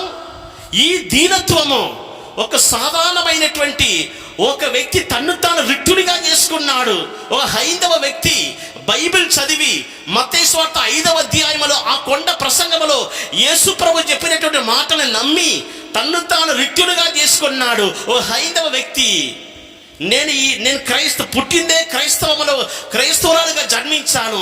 ఆయన ఈ దీనత్వం నాకు లేదే. నన్ను రిక్తురాలుగా చేసుకోలేదే. నేను ఇంత ఆడంబరంగా జీవిస్తున్నానే అని చెప్పి ఆ దినమున ఆ విక్టోరియా మహారాణి మారు మనసు కలిగింది. హల్లెలూయా. గాంధీ గారు మీరు వెళ్ళిరండి, సంతోషంగా వెళ్ళి కాన్ఫరెన్స్లో పాలు పొందని పంపించేసింది. ఎవ్వరు నోరు తెరవలే. దేవునికి అధిపరిశుద్ధ నామానికి మహిమ కలుగును గాక. ఈ లోకంలో జీవించిన ఒక హైందవ వ్యక్తి అయిన గాంధీ గారు ఇంతగా దేవుని వాక్యము నిమిత్తమై, యేసయ్య చెప్పిన ఆ కొండ ప్రసంగము నిమిత్తమై వాక్యమును విని తన్ను తాను దీనుడుగా చేసుకున్నాడంటే, పెంతెకోస్తు ప్రజలము ఆత్మ అభిషేకం కలిగిన వారము, రక్షింపబడ్డాం, బాప్తిసం తీసుకున్నాం. మనమే రిక్తుడుగా చేసుకోకపోతే దేవుని మందిరములో స్తంభముగా నిలబడలేం. దేవునికి అధిపరిశుద్ధ నామానికి మహిమ కలుగును గాక. నా వాక్కును వినుచున్న దేవుని బడులారా, నా స్వరమును వినుచున్న దేవుని జనమ, మిమ్మల్ని మీరు రిక్తులుగా చేసుకొనుడి. అపవాది సంబంధమైనది, లోక సంబంధమైనవి, నేత్రాశలే గాని, శరీరాశలే గాని, జీవిత డంబమే గాని, లోక సంబంధమైన ఏ పాప స్వభావమే గాని ఏది మీలో ప్రవేశించకుండా కాపాడుకొనుడి. సాతాను ఏం చేస్తున్నాడంటే అనేక విధములైన పాప సంబంధమైన ఆశలను చూపించి మనల్ని ఈడ్చి నేల మీద పడేయాలని చూస్తున్నాడు. దేవునికి స్తోత్రం. యేసయ్య చెప్పుచున్నాడు, ఇదిగో లోకాధికారి వచ్చుచున్నాడు, అతనికి నాలో ఏమీ లేదంటున్నాడు. అపవాది సంబంధమైనది మనలో ఉంటే తప్పకుండా అపవాది మన చుట్టే తిరుగుతుంటాడు. నీ ఇంటి చుట్టూ సాతాను తిరుగుచున్నాడా? నీ కుటుంబంలో సమాధానం లేదా? నీ ఇంట్లో నెమ్మది లేదా? వ్యాధి బలహీనతో బాధపడుచున్నావా? కష్టాలు పడుచున్నావా? అపవాది సంబంధమైనది నీలో ఉంటున్నది, అందుకే నీకు సమాధానం లేదు. నీవు గ్రహించుకోవాలి. ఒక సహోదరికి దయ్యం పట్టింది, భయంకరమైన దయ్యం. రోజు రోజు రోజు రోజు చూస్తే శరీరం చాలా బలహీనమైపోతుంది. అస్థి పంజరం, ఎముకలు మాత్రమే ఒంట్లో మిగిలి ఉంది. ఏం తినేది ఎంత తెలుసా? ఒక్క పూటకు 5గురు భోజనం తింటుంది. 5గురు వ్యక్తులు తినే భోజనము ఒకేసారి ఈమె తినేస్తుంది. అయినా ఆ ఆహారం యొక్క బలము, ఆ ఎనర్జీ అంతా ఎట్టుపోతుందో తెలియట్లే. లోపల ఉన్న సాతాను ఏం చేస్తుందంటే ఆ దయ్యం బట్టి ఆ ఎనర్జీ, ఆ శక్తులు అన్ని ఆ ఆహారం వల్ల కలిగే ఆ బలం అందరినీ తినేస్తుంది. దేవునికి స్తోత్రం. రోజు రోజు రోజు రోజు కురింగి కురింగి కురింగి కృషించి ఒళ్ళంతా శరీరం అంతా బలహీనమై అస్థి పంజరంలాగా ఎముకలు మాత్రం మిగిలి ఉన్నది. దేవునికి స్తోత్రం. ప్రార్థన చేయటానికి పాస్టర్ గారి దగ్గరికి తీసుకుని వచ్చారు. అయ్యా, ఈమె ఇట్లా ఉంటుంది, సరే తిండి సరి లేదని పెడితే 5గురు భోజనం తినే భోజనం ఒకేసారి తినేస్తుంది. ఆయన బలం ఎట్టిపోతుందో, ఆహారం బలం ఎట్టిపోతుందో తెలియట్లే. దేవునికి స్తోత్రం. ప్రార్థనలో కూర్చోబెట్టారు. ఉపవాస ప్రార్థనలో ప్రార్థన చేస్తూ చేస్తూ చేస్తూ చేస్తూ ఉంటే మన వాళ్ళందరూ ప్రార్థన చేస్తున్నారు. యేసు నామములో పో పో పో పో పో పో అని చెప్తున్నారు, కానీ ఆ దయ్యం పోవట్లేదు. ఆఖరికి పాస్టర్ గారు ఆ సహోదరుడితో కూడా మాట్లాడుచున్నారు.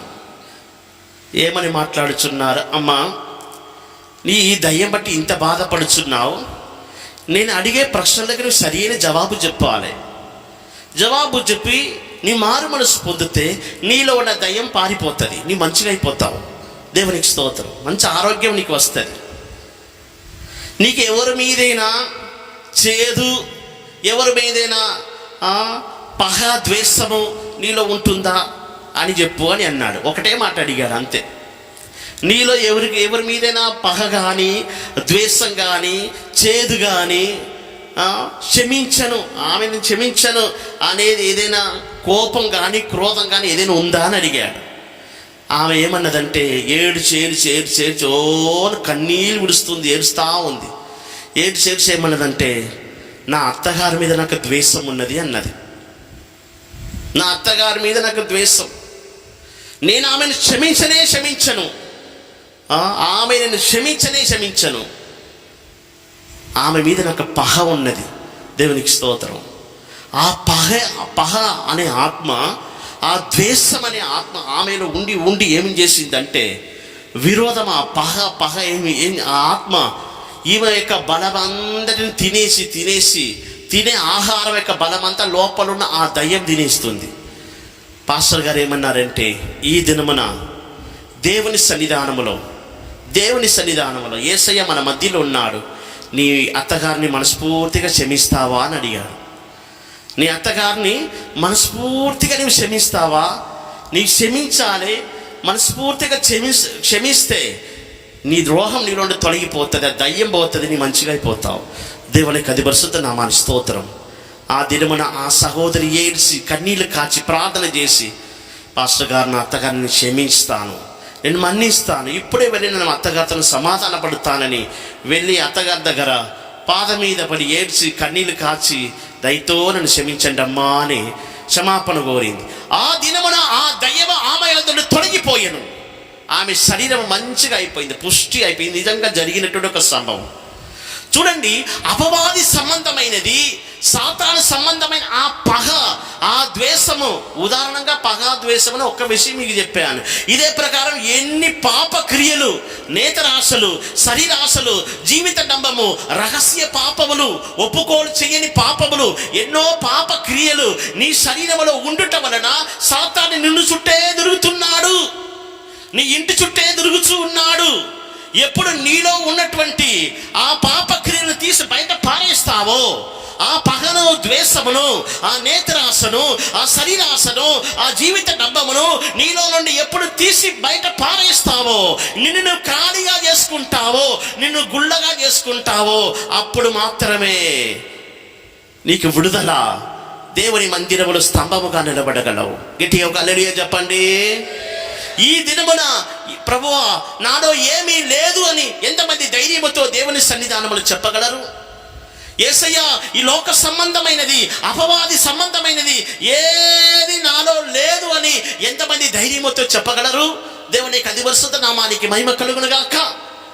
క్రైస్తవ దేవుని బిడ్డలారా, మనము రిక్తులుగా చేసుకొని, మన ఖాళీగా చేసుకొని, ఎంటీగా చేసుకొని, యేసయ్య వలె లోక అధికారి నా యుద్ధకు వచ్చుచున్నాడు.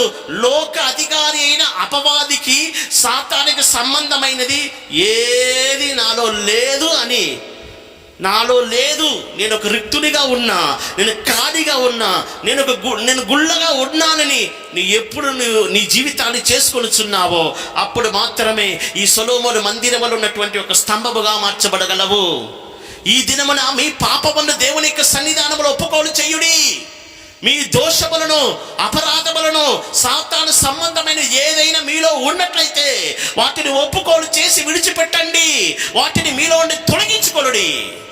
నజరేయుడైన యేసు క్రీస్తు నామమున మీ రహస్య పాపములు, ఎవరికి తెలియదని మీరు చేసిన పాప క్రియలు, నేత్రాశలు, శరీరాశలు, నీ జీవితమును చెరిపివేస్తున్నా ఆ జీవిత డంబము, గర్వము, అహంకారము ఏదైనా కానీ, కోపము, క్రోధము, పగ ఏదైనా కానీ అన్నిటినీ నీలోని తీసివేసుకొని నిన్ను ఖాళీగా చేసుకొనిమని పరిశుద్ధాత్మ దేవుడు సెలవిచ్చుచున్నాడు. దేవునికి అది పరిశుద్ధ నామానికి స్తోత్రం. ఎవరు తన జీవితాన్ని ఎల్లప్పుడూ దేవుని వాక్యమును అనుసరించి ఖాళీగా చేసుకొని జీవిస్తున్నారో వారే పరలోక రాజ్యములో స్తంభముగా నిలబడగలరు. జయించువాన్ని నా దేవుని మందిరములో స్తంభముగా చేసదను.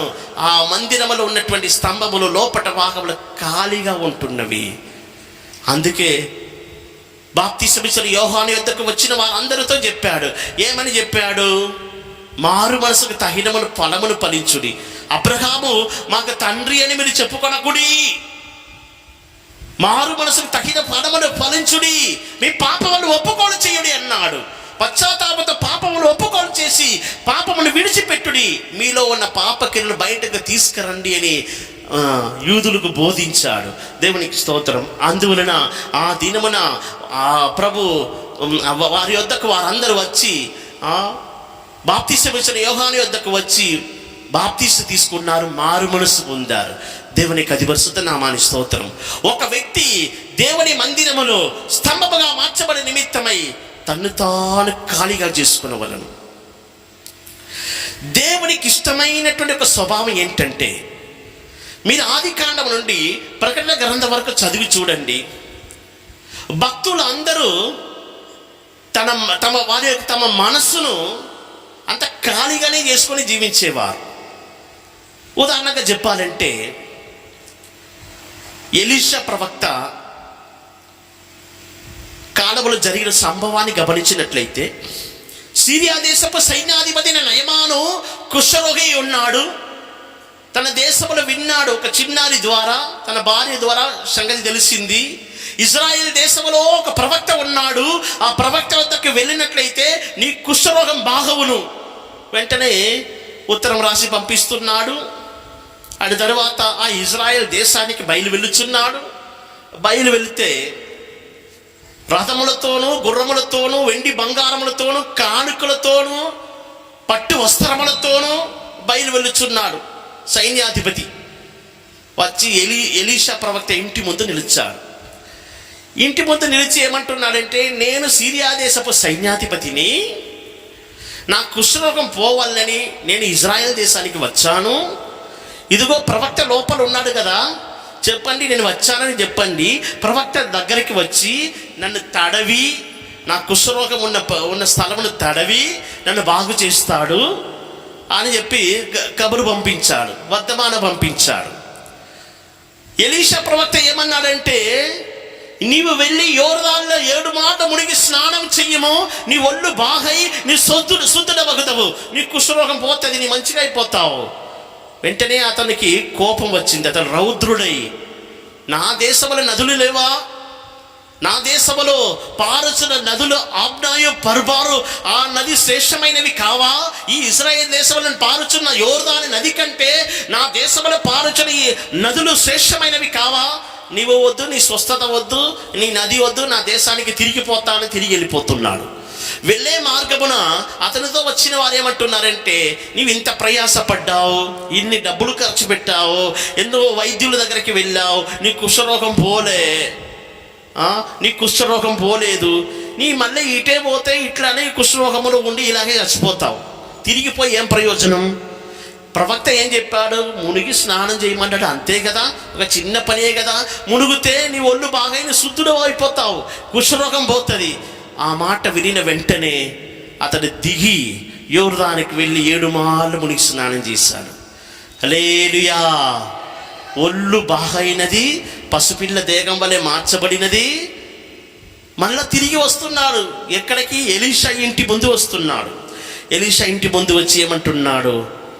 ఎలీషా పాదం మీద పడి, అయ్యా, ఈ దినమున ఇశ్రాయేలు దేవుడు ఒక్కడు ఉన్నాడని నేను తెలుసుకుంటుని, ఆయనే నిజమైన దేవుడని తెలుసుకుంటుని, నా కుష్ఠరోగం పోయింది, ఇదిగో కానుక పుచ్చుకోమని వెండి బంగారములను పట్టు వస్త్రములు కానుక ఇస్తున్నాడు. తాను తీసుకువచ్చిన వెండి బంగారములను, పట్టు వస్త్రములను, విలువైన వస్త్రములను, రత్నములను, ఇవన్నిటిని ఎలీషా ప్రవక్త కానుక ఇస్తున్నాడు. దేవునికి స్తోత్రం. అక్కడ ఎలీషా ప్రవక్త చేసినది మనం గమనించాలి. అందుకే ఈ సంభవం నేను మీకు ముందు చెప్పాను. ఎలీషా ప్రవక్త ఏమంటున్నాడు? కానుకలు నాకు ఏమి వద్దు అన్నాడు. దయచేసి తీసుకోమని బతిమలాడాడు. తీసుకో అయ్యా అని.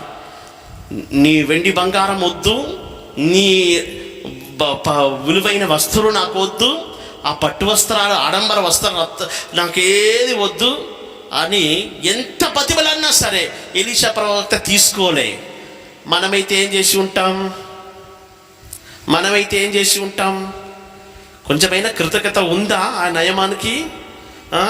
కుష్ఠరోగం పోయింది, ఎన్ని డబ్బులు ఖర్చు పెట్టాడు, ఎన్ని వైద్యులకి ఎంత డబ్బు ఖర్చు పెట్టాడు. జనం మంచిగా అయినా కుష్ఠరోగం పోయింది అని వచ్చి ఏదైనా ఒక 10,000 కానుకలు ఇవ్వచ్చు కదా, ఒక 50,000 కానుకలు ఇవ్వచ్చు కదా. కృతజ్ఞత లేనివాడు అని మనం అంటాం. దేవునికి స్తోత్రం. ఈ నయమాన్ని ఇచ్చినటువంటి ఆ వెండి బంగారంలో చేతులు కూడా ముట్టుకోలే, చేతులతో ముట్టుకోలే. ఒక్క వెండి బంగారం తీసుకోలే, ఒక పట్టు వస్త్రం తీసుకోలే, ఒక్క ఆడంబర వస్త్రం ముట్టుకోలే ఎలీషా ప్రవక్త. ఎందుకు పాత నిబంధన భక్తులు అంత గొప్ప మహత్కార్యములను, అద్భుత కార్యములు చేశారంటే, నీకు కలిగిన ఆత్మ వరములు 2 పాలు నా మీదికి రావాలని ఏలియా యొద్ద నుండి 200 ఆత్మ పొందుకున్న వ్యక్తి వెండి బంగారములను, పట్టు వస్త్రాలు చేతులు ముట్టుకోలే. దేవునికి స్తోత్రం. అందుకే పాత నిబంధన కాల భక్తులు అంత అద్భుతాలు చేశారు, అంత మహత్కార్యములు చేశారు. సంఘము, దేవుని బిడ్డలైన వారు ఎప్పుడు డబ్బు, వెండి, బంగారము, పట్టు వస్త్రాలు, లోక సంబంధమైన చోటు ఇస్తున్నారో అద్భుతాలు జరగవు, మహత్కార్యాలు జరగవు. ఈ దినములో ఆత్మీయ వరములు కరువాయను, పరిశుద్ధాత్మ యొక్క వరములు కరువాయను. కారణం ఏంటంటే తను తాను రిక్తులుగా చేసుకునేవారు లేరు. ఎవరు తను తాను ఖాళీగా గుళ్ళగా చేసుకొనుచున్నారో వారి ద్వారానే దేవుడు అద్భుతములు, మహత్కార్యములు చేయగలరు. దేవునికి అతి పరిశుద్ధ నామానికి స్తోత్రం. మదర్ తెరేసా గురించి మీకు బాగా తెలుసు. మదర్ తెరేసా కలకత్తా పట్టణంలో మిషనరీస్ ఆఫ్ చారిటీస్ అనే ఒక స్థాపనమును స్థాపించినటువంటి ఒక రోమన్ కథోలిక కన్యాస్త్రీ. ఒకసారి పోప్ 2వ జాన్ పాల్ ఆయన ఇండియాకి వచ్చాడు. ఇండియాకి వచ్చినప్పుడు ఏం చేశాడంటే బుల్లెట్ ప్రూఫ్ కార్ ఆయన వచ్చినప్పుడు ఫ్లైట్లో ఆయనతోనే వచ్చింది. బుల్లెట్ ప్రూఫ్ కార్ ఫ్లైట్లో దిగింది ఇండియాలో, ఢిల్లీలో. ఆయన ఇండియాలో దిగి ఫ్లైట్లో దిగి అన్ని చర్చలన్నీ పర్యటన ముగించి తిరిగి వెళ్ళినప్పుడు మదర్ తెరేసాని పిలిచాడు. పిలిచి ఏమన్నాడంటే, అమ్మా, మీరెంతో కష్టపడి ఈ సేవ చేస్తున్నారు, కుష్ఠరోగులను ఆదరించి, వ్యాధిగ్రస్తులను ఆదరించి, ఆశ్రమాలు కట్టుకొని ఎంతో మీరు సేవ చేస్తున్నారు. ఇదిగో ఈ కార్ని మీ సేవ కొరకు మీరు ఉపయోగించుకోండి, మీకోసం ఉపయోగించుకోండి అని ఆ బుల్లెట్ ప్రూఫ్ కొత్త కార్ని ఏం చేశారంటే మదర్ తెరేసాకి ఇచ్చేసి, ఆ కార్కి తాళం ఇచ్చేసి ఆయన వెళ్ళిపోయాడు రోమాపురి పట్టణానికి. దేవునికి స్తోత్రం. వెళ్ళిపోయాడు. మనమైతే ఏం చేసి ఉంటాం? మంచి కారు దొరికింది, బుల్లెట్ ప్రూఫ్ కార్, ఎక్కువ ఇంకా తిరగాలి. హైదరాబాద్ పోవాలంటే హైదరాబాద్, చెన్నై పోవాలంటే చెన్నై, ఇంకా ఢిల్లీ పోవాలంటే ఢిల్లీ, ఎక్కడైనా మనం దొరుకుతాం. దేవుడు ఇచ్చాడు, దేవుడు మనకి ఇచ్చాడు మనం అంటాం. దేవునికి స్తోత్రం. ఆమె కారును ముట్టి కూడా చూడలేదండి. ఆ కారు లోపలికి కూర్చోలేదు, ఆ కారులో ఒక్కసారి కూడా ప్రయాణం చేయలేదు. దేవునికి స్తోత్రం. ఎక్కి కూర్చోలేదు, ఆ కారులో ప్రయాణం చేయలేదు, ఆ కారును తాను ఒక్క 2 సెకండ్ కానీ ఉపయోగించుకోలేదు. ఆ కారును వేలం వేసింది. ఆ కారును వేలం వేసి ఆ డబ్బు తీసుకుని వచ్చి బీదలకు ఆశ్రమం కట్టించింది, కుష్ఠరోగులకు ఆశ్రమం కట్టించింది, బీదలను పరామరించిన నిమిత్తమే తన్ను తాను రిక్తురాలుగా చేసుకున్నది. ఉదాహరణగా నేను చెప్పుచున్నా, లోకంలో జీవించే ఆ భక్తులు మహానుభావులు ఇంతగా జీవించి ఉన్నట్లయితే మనం ఎందుకు ఆడంబరం వెంట వెళ్ళాలి? మనం వెండి బంగారం వెంట ఎందుకు వెళ్ళాలి? మనము నేత్రాశలు శరీరాశలు జీవిత డంబము కలిగి ఉన్నట్లయితే మనము దేవుని మందిరములో స్తంభముగా నిలబడలేం. ఈ దినమున మీ జీవితమును ఖాళీగా చేసుకునుడి. యేసు ప్రభు వలె మిమ్మల్ని మీరు రిక్తులుగా చేసుకుంటేనే మీలో గుళ్ళగా ఖాళీగా ఎంటీగా లోకాసలు ఏది నాలో లేదు, ఇదిగో లోకాధిపతి లోక అధికారి నా ఎదుకు వచ్చుచున్నాడు, సాతానికి సంబంధించినది నాలో ఏమీ లేదు అనాలి. మనం ఖాళీగా చేసుకుంటే, మనం రిక్తులుగా చేసుకుంటే దేవుని మందిరములో స్తంభముగా నిలబడగలం. గట్టిగా హల్లెలూయా చెప్పండి. దేవుని అతి పరిశుద్ధ నామానికి మహిమ కలుగును గాక. అందువలన ఇంతటితో మనము ఈ స్తంభమును గురించిన ఉపదేశం ముగించబడుచున్నది. రేపటి దినము మనము ఈ స్తంభము మీద ఎత్తబడిన ఈ పీటను గురించిన ఉపదేశమును మనము నేర్చుకునేదాము. అందరు కళ్ళు మూసుకునిదాం, అందరు లేచి నిలబడదాం. ప్రభు యొక్క మహిమ మన మధ్యలో ప్రకాశించుచున్నది. మనం రిక్తులుగా చేసుకోవాలంటే మనకు ఒక ప్రకటన ఉండాలి. పరిశుద్ధాత్మిక క్రియ మన మీదికి రావాలి. దేవుని వాక్యం సత్యమైతే దాని వెంట ఒక అభిషేకం అనేది ఉంటున్నది. అవును యేసయ్య, ఈ లోకములో నిన్ను నువ్వు ఖాళీగా చేసుకొని, నేను రిక్తునిగా చేసుకొని వచ్చి ఉన్నావు తండ్రి. నీలో ఏమీ లేదు, లోక సంబంధమైనవి, లోక అధికారి సంబంధమైనవి ఏది నీలో లేవు నాయన. అలాగే నా జీవితమును తండ్రి, ఈ లోకములో నేను జీవించుచున్న కాలములో నన్ను నేను రిక్తులుగా ఖాళీగా చేసుకొని గుళ్ళగా చేసుకొని ఉన్నట్లుగా నాకు కృపను అనుగ్రహించమని అందరు దేవుని వాక్యానికి సమర్పించండి. ఆమె విశ్వసించు వారి మీద ఒక అభిషేకం దిగి రావాలి. హల్లెలూయా. పరిశుద్ధాత్మ దేవుడు మన మధ్యలో సంచరించుచున్నారు. అందరూ మీ ప్రాణాత్మ శరీరాన్ని సమర్పించండి.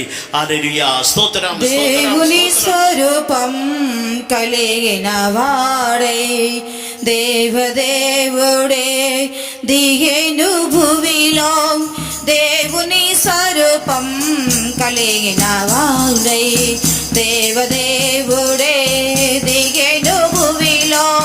దాసుని రూపం ధరించుకొనెను, దాసుని రూపం ధరించుకొనెను.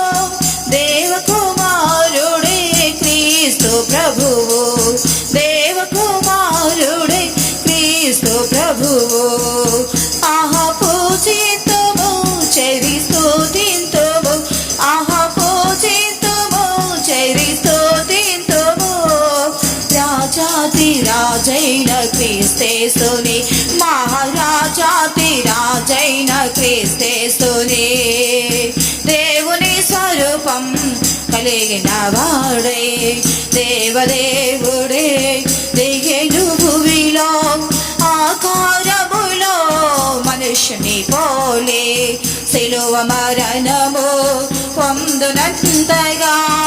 ఆకారములో మనుష్యుని పోలే సిలువ మరణము పొందునంతగా.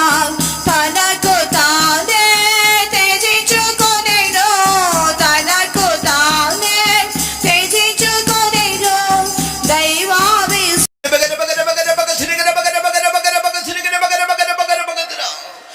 మనము దేవుని యొక్క సత్యవాక్యములు విని ఉన్నాము. మనమందరము పెండ్లి కుమార్తె సంఘముగా కనబడాలి. ప్రభు యొక్క పాదములు మనము చూస్తున్నాము. కొలిమిలో పుట్టుము వేయబడిన పాదముల వలె కనబడుచున్నాయి. సంఘం యొక్క స్థిరం మీద మనం చూస్తున్నాము. 12 నక్షత్రములు కనబడుచున్నవి. శ్రమ పడినటువంటి పాదములు, సువార్త ప్రకటించే వారి పాదములు సుందరములని మనం చూస్తున్నాం. అలాగనే శ్రమ పడినటువంటి అపోస్తుల పాదములు, క్రీస్తు యొక్క పాదములు పుటం వేయబడి అగ్నిలో నుంచి వచ్చినట్లుగా మనం చూస్తున్నాం. దేవుని ప్రజలు శ్రమపడి కష్టపడి సువార్త నిమిత్తమై మనకు అప్పగింపబడినటువంటి అపోస్తుల బోధలో ఉన్నత సత్యములో ఆ సత్యము కొరకు పోరాడి మనమంతా పరిశుద్ధ సంఘముగా మారాలి. ప్రభు అతి సమీపముగా మన కొరకు శీఘ్రముగా వచ్చుచున్నారు. విని సత్యవాక్యములన్నీ మనలో ఫలింపబడినట్లుగా మనం ఆ పెండ్లి కుమార్తె యొక్క సంఘముగా మార్చబడే అభిషేకం దేవుడు మనకు అనుగ్రహించాలి. స్తోత్రించదము. స్తోత్రం స్తోత్రం స్తోత్రం స్తోత్రం స్తోత్రం స్తోత్రం స్తోత్రం. నామకార్థ స్థితిలో నుండి దేవుడు ఉన్నత సత్యములో సత్యమందు దేవుడు మనని ప్రతిష్ఠ చేసి ఆ మహిమగల రాకడకు రాజ్యమునకు మనల్లో ఒక్కొక్కరిని సిద్ధపరిచినట్లుగా స్తోత్రించదము. స్తోత్రం స్తోత్రం స్తోత్రం స్తోత్రం స్తోత్రం స్తోత్రం. కేవలం నామకార్థ స్థితిలో పేరుకు మాత్రమే క్రైస్తవులు అనబడిన వారందరూ రూపాంతరము చెంది పెండ్లి కుమార్తె సంఘముగా మారునట్టు స్తోత్రించెదము. స్తోత్రం స్తోత్రం స్తోత్రం స్తోత్రం స్తోత్రం స్తోత్రం. ఈ 4వ దిన కూటములో దేవుడు మనకిచ్చిన సహాయం కొరకై స్తోత్రించెదము. సమస్తమును దేవుడు అనుకూలపరిచిన దయ కొరకు స్తోత్రించెదము. దేవుడు తీసుకొచ్చినటువంటి వారందరి నిమిత్తమై స్తోత్రించెదము. సమీపముగాను దూరముగాను ఉండి శబ్దయంత్రముల ద్వారా దేవుని వాక్కులు విని తమ్మును తాము దేవుని యొక్క వాక్కులకు అప్పగించుకొని ప్రార్థించిన వారందరినీ దేవుడు పరిశుద్ధ సంఘముగా మార్చాలి. స్తోత్రించెదము. స్తోత్రం స్తోత్రం స్తోత్రం స్తోత్రం స్తోత్రం స్తోత్రం స్తోత్రం. మిగిలిన కూటాలన్నిటినీ దేవుడే ఘనపరిచి నడిపించినట్లుగా స్తోత్రించెదము. ఈ 4వ దిన కూటములో మనకి తోడై నడిపించిన తండ్రి కుమార పరిశుద్ధాత్మ దేవుని స్తోత్రించెదము. మనందరినీ పరిశుద్ధపరిచి పవిత్రపరిచి ఆ మహిమగల రాకడకు రాజ్యములకు సిద్ధపరుస్తున్న త్రియేక దేవుని స్తోత్రించెదము.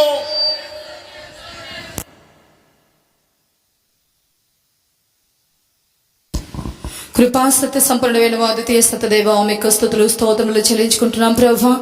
ఈ 4వ దిన కూటానికి ప్రభా మీరు మా మధ్యకు వచ్చి పరిశుద్ధాత్మ దేవుడిగా మీరు మా మధ్యలో సంచరించి ప్రభా సమస్త ఆటంకాలు తొలగించి ప్రభా నాథా ఈ 4వ దిన కూటాన్ని మీరు భారం వహించి నడిపించిన కృప కొరకై స్తోత్రము తండ్రి. మీరు మీద ఆశలు బలపరిచి మీరు మాట్లాడిన వాకుల కొరకై స్తోత్రం ప్రభా. మరి సలోమోను తండ్రి మందిరము కట్టించి అందులో ప్రభా 2 స్తంభములను నిలిపినాడని ప్రభా మీ వాకుల ద్వారా మాట్లాడిన కృప కొరకై స్తోత్రం. మరి తండ్రి మీకు స్తోత్రం. ఆ యొక్క స్తంభము తండ్రి నాథా మీకు స్తోత్రం ఇత్తడితో అది పొదిగింపబడి ఉండనని చెప్పి మీ వాకుల ద్వారా మాట్లాడిన కృప కొరకై స్తోత్రం ప్రభా. తర్వాత తండ్రి ఒక్కొక్కటి తండ్రి నాథా 18 మూరలు ప్రభా ఎత్తుగలవని రాజా మీ వాకుల ద్వారా మాట్లాడిన కృప కొరకై స్తోత్రం. దాని చుట్టూ కైవారము తండ్రి 12 మూరలని ప్రభా మీ వాకుల ద్వారా మాట్లాడిన కృప కొరకై మీకు స్తోత్రం ప్రభా. నాదా మీకు స్తోత్రం. జయించు వారిని నా యొక్క దేవుని ఆలయంలో ఒక స్తంభముగా చేసేదని చెప్పి మీ వాకుల ద్వారా మాట్లాడిన కృప కొరకై స్తోత్రం ప్రభా. మరి జయించిన వారు మాత్రమే నాదా దేవుని యొక్క ఆలయంలో ఒక స్తంభముగా ఉంటారని ప్రభా మీ వాకుల ద్వారా మాట్లాడిన కృప కొరకై స్తోత్రం. మరి ఆ దిశలో ప్రభా మీరు మమ్మల్ని అందరినీ నడిపించమని వేడుకుంటున్నాం తండ్రి. మరి యేసుక్రీస్తు వారి యొక్క ప్రభా కాళ్ళు ప్రభా మీకు స్తోత్రం సలవరాతి స్తంభము వలె ఉండనని చెప్పి నాదా ఆయన యొక్క పాదములు తండ్రి తలలాడు ఇత్తడిగా ఉండనని చెప్పి మీ వాకుల ద్వారా మాట్లాడిన కృప స్తోత్రం. మరి ఇతరునిగా ప్రభా అది కృపకు సాదృశ్యముగా ఉన్నదని మీ వాకు ద్వారా మాట్లాడిన కృప కొరకై స్తోత్రం ప్రభా. మరి కృప కలిగినటువంటి వారు స్తంభముగా ఉంటారని మీ వాకు ద్వారా మాట్లాడిన కృప కొరకై స్తోత్రం ప్రభా. నాథా మేమందరము ప్రభా మీకు స్తోత్రం. నాథా దేవునిక మందిరంలో ప్రభా ఒక స్తంభముగా మారటానికి ప్రభా మీ కృపను ప్రభా నాథా మీరు మాకిచ్చి మీరు మమ్మల్ని ఈ లోకంలో నడిపించమని వేడుకుంటున్నాం. బలపరచండి అయ్యా మీకు స్తోత్రం ప్రభా. మరి ఆ స్తంభములు తండ్రి ఒక్కొక్కటి తండ్రి మీకు స్తోత్రం ప్రభా 18 మూరలు ఎత్తుగలవని మీ వాకుల ద్వారా మాట్లాడిన కృప కొరకై స్తోత్రం రాజా. 18 మూరలు అనగా తండ్రి మీకు స్తోత్రం ప్రభా. అయా మీకు స్తోత్రం రాజా మీకు స్తోత్రం. ఆత్మవరంలోనే ప్రభా మీ వాకుల ద్వారా మాట్లాడిన కృప కొరకై స్తోత్రం ప్రభా. మరి 2 పాలు ఆత్మ పొందిన వారు ప్రభా దేవుని యొక్క మందిరంలో ఒక స్తంభముగా ఉంటారని ప్రభా మీ వాకుల ద్వారా మాట్లాడిన కృప కొరకై స్తోత్రం ప్రభా. ఈ దినములలో ప్రభా ఎవరెందరైతే ఆత్మల యొక్క ప్రభా అయా మీకు స్తోత్రం ఉంటున్నారో ప్రభా వారందరికి ప్రభా మాకందరికి కూడా ప్రభా 2 పాల ఆత్మలు ప్రభా పొందుకొని మీరు వచ్చినప్పుడు మీకు రాకడలో ఎగిరిపోవటానికి నాథా మీకు స్తోత్రం ఏలి ఆత్మలు పొందుకొని ప్రభా ఎగిరిపోవటానికి మీరు మాకు సహాయం చేయమని వేడుకుంటున్నాం తండ్రి మీకు స్తోత్రం. దాని చుట్టూ కైవారము 12 మూరలని ప్రభా మీ వాకు ద్వారా మాట్లాడిన కృప కొరకై స్తోత్రం. మరి 12 తండ్రి అపోస్తలుల యొక్క ఉపదేశంలోని ప్రభా అపోస్తుల యొక్క ఉపదేశంలో ప్రభావ కలిగి ఉన్నవారు ప్రభావ దేవుని యొక్క మందిరంలో ఒక స్తంభముగా ఉంటారని మీరు మాట్లాడిన కృపకరికై స్తోత్రం ప్రభావ. అయా మీకు స్తోత్రం తండ్రి. అట్టి ఉపదేశంలో ప్రతి ఒక్కరి కలిగి మీ మందిరంలో ఒక స్తంభముగా ప్రతి ఒక్కరిని చేసి మీ నామానికి మహిమ తెచ్చుకోమని వేడుకుంటున్నాం తండ్రి. మీకు స్తోత్రం. మరి సూర్యుని ధరించినటువంటి స్త్రీ ప్రభావ పాదముల కింద చంద్రుండు ప్రభా, ఆమె శిరస్సు మీద 12 తారాల కిరీటము కలిగినటువంటి కిరీటములను చెప్పి మీ వాకు ద్వారా మాట్లాడిన కృపకరికై స్తోత్రం ప్రభా. మరి తండ్రి నూతన నిబంధన సంఘం ప్రభా మీకు స్తోత్రం. ఆ దిశలో ప్రభా మేమందరం కనబడటానికి ప్రభా అయా మీకు స్తోత్రం. ఆ యొక్క ఉపదేశముల యొక్క ఆయా అపోస్తుల ఉపదేశములను ధరించుకొని ప్రభా మీరు వచ్చినప్పుడు ప్రభా మీరు ఆకడలో మేమందరం ఎగిరిపోవటానికి అటువంటి శక్తి సామర్థ్యమును బలమును అభిషేకమును జ్ఞానమును 2 పాల ఆత్మనిచ్చి మీరు మమ్మల్ని బలపరచండి. మీ సముఖానికి వచ్చినటువంటి ప్రతి ఒక్కరిని దీవించండి. వ్యాధులు బాధలు బలహీనత బాధపడే వారిని ముట్టి స్వస్థపరచండి తండ్రి. ఈ పేటలో ఉన్నటువంటి ప్రతి కుటుంబాన్ని ఆశీర్వదించమని వేడుకుంటున్నాం నాథా. ఈ పేటలో ఉన్నటువంటి విశ్వాస కుటుంబాలను మీరు దీవించండి. కృత ఆత్మలు ఆశీర్వదించండి. ఈ పేటకు ప్రభా గొప్ప రక్షణ మీరు కలుగ చేయమని వేడుకుంటున్నాం రాజా. ఈ కూటాలకు అంతరాయములు కలుగుచున్న సాతానంధకార దురాత్మ శక్తులను ప్రభా యేసుక్రీస్తు నామములో మీరు లయపరచమని వేడుకుంటున్నాము తండ్రి. మీకు స్తోత్రం. ఇంకా 4 దినములు జరుగుతున్న కూటాలన్నింటినీ భారం వహించి నడిపించండి. మీ యొక్క ఆత్మశక్తి ద్వారా మాత్రమే జరిగించి మీ నామానికి మహిమ తెచ్చుకొని పరిశుద్ధపరిచి మీరు అక్కడకు సిద్ధపరచమని యేసుక్రీస్తు నామమున అడిగి వేడుకొనుచున్నాము తండ్రి. ఆమేన్. స్తోత్రించెదము. స్తోత్రం స్తోత్రం స్తోత్రం స్తోత్రం. మన ప్రభు అయిన యేసుక్రీస్తుని కృపయు తండ్రి అయిన దేవుని ప్రేమయు పరిశుద్ధాత్మ సహవాసమును మనకందరికీ ప్రభు రాకడ వరకు తోడుగా ఉండునుగాక. హల్లెలూయా హల్లెలూయా హల్లెలూయా. అందరికి ప్రైజ్ ది లార్డ్. ప్రభు మిమ్మల్ని దీవించునుగాక. కొనసాగించి ఆదివారం సాయంకాలం వరకు కూటం జరిపించబడుతుంది. రేపటి దినము సాయంకాలం 6:30 గంటలకు కూటం ప్రారంభమగును. అందరు సరైన సమయానికి రండి. ప్రభు మిమ్మల్ని ఆశీర్వదించునుగాక. మీ ఇరుగు పొరుగు వారు స్నేహితులు బంధుమిత్రులు స్నేహితులు అందరినీ కూడా తీసుకురండి. అందరూ వచ్చి వాక్యం విన్నట్లుగా వారికి కూడా సహాయం చేయండి. Praise the lord.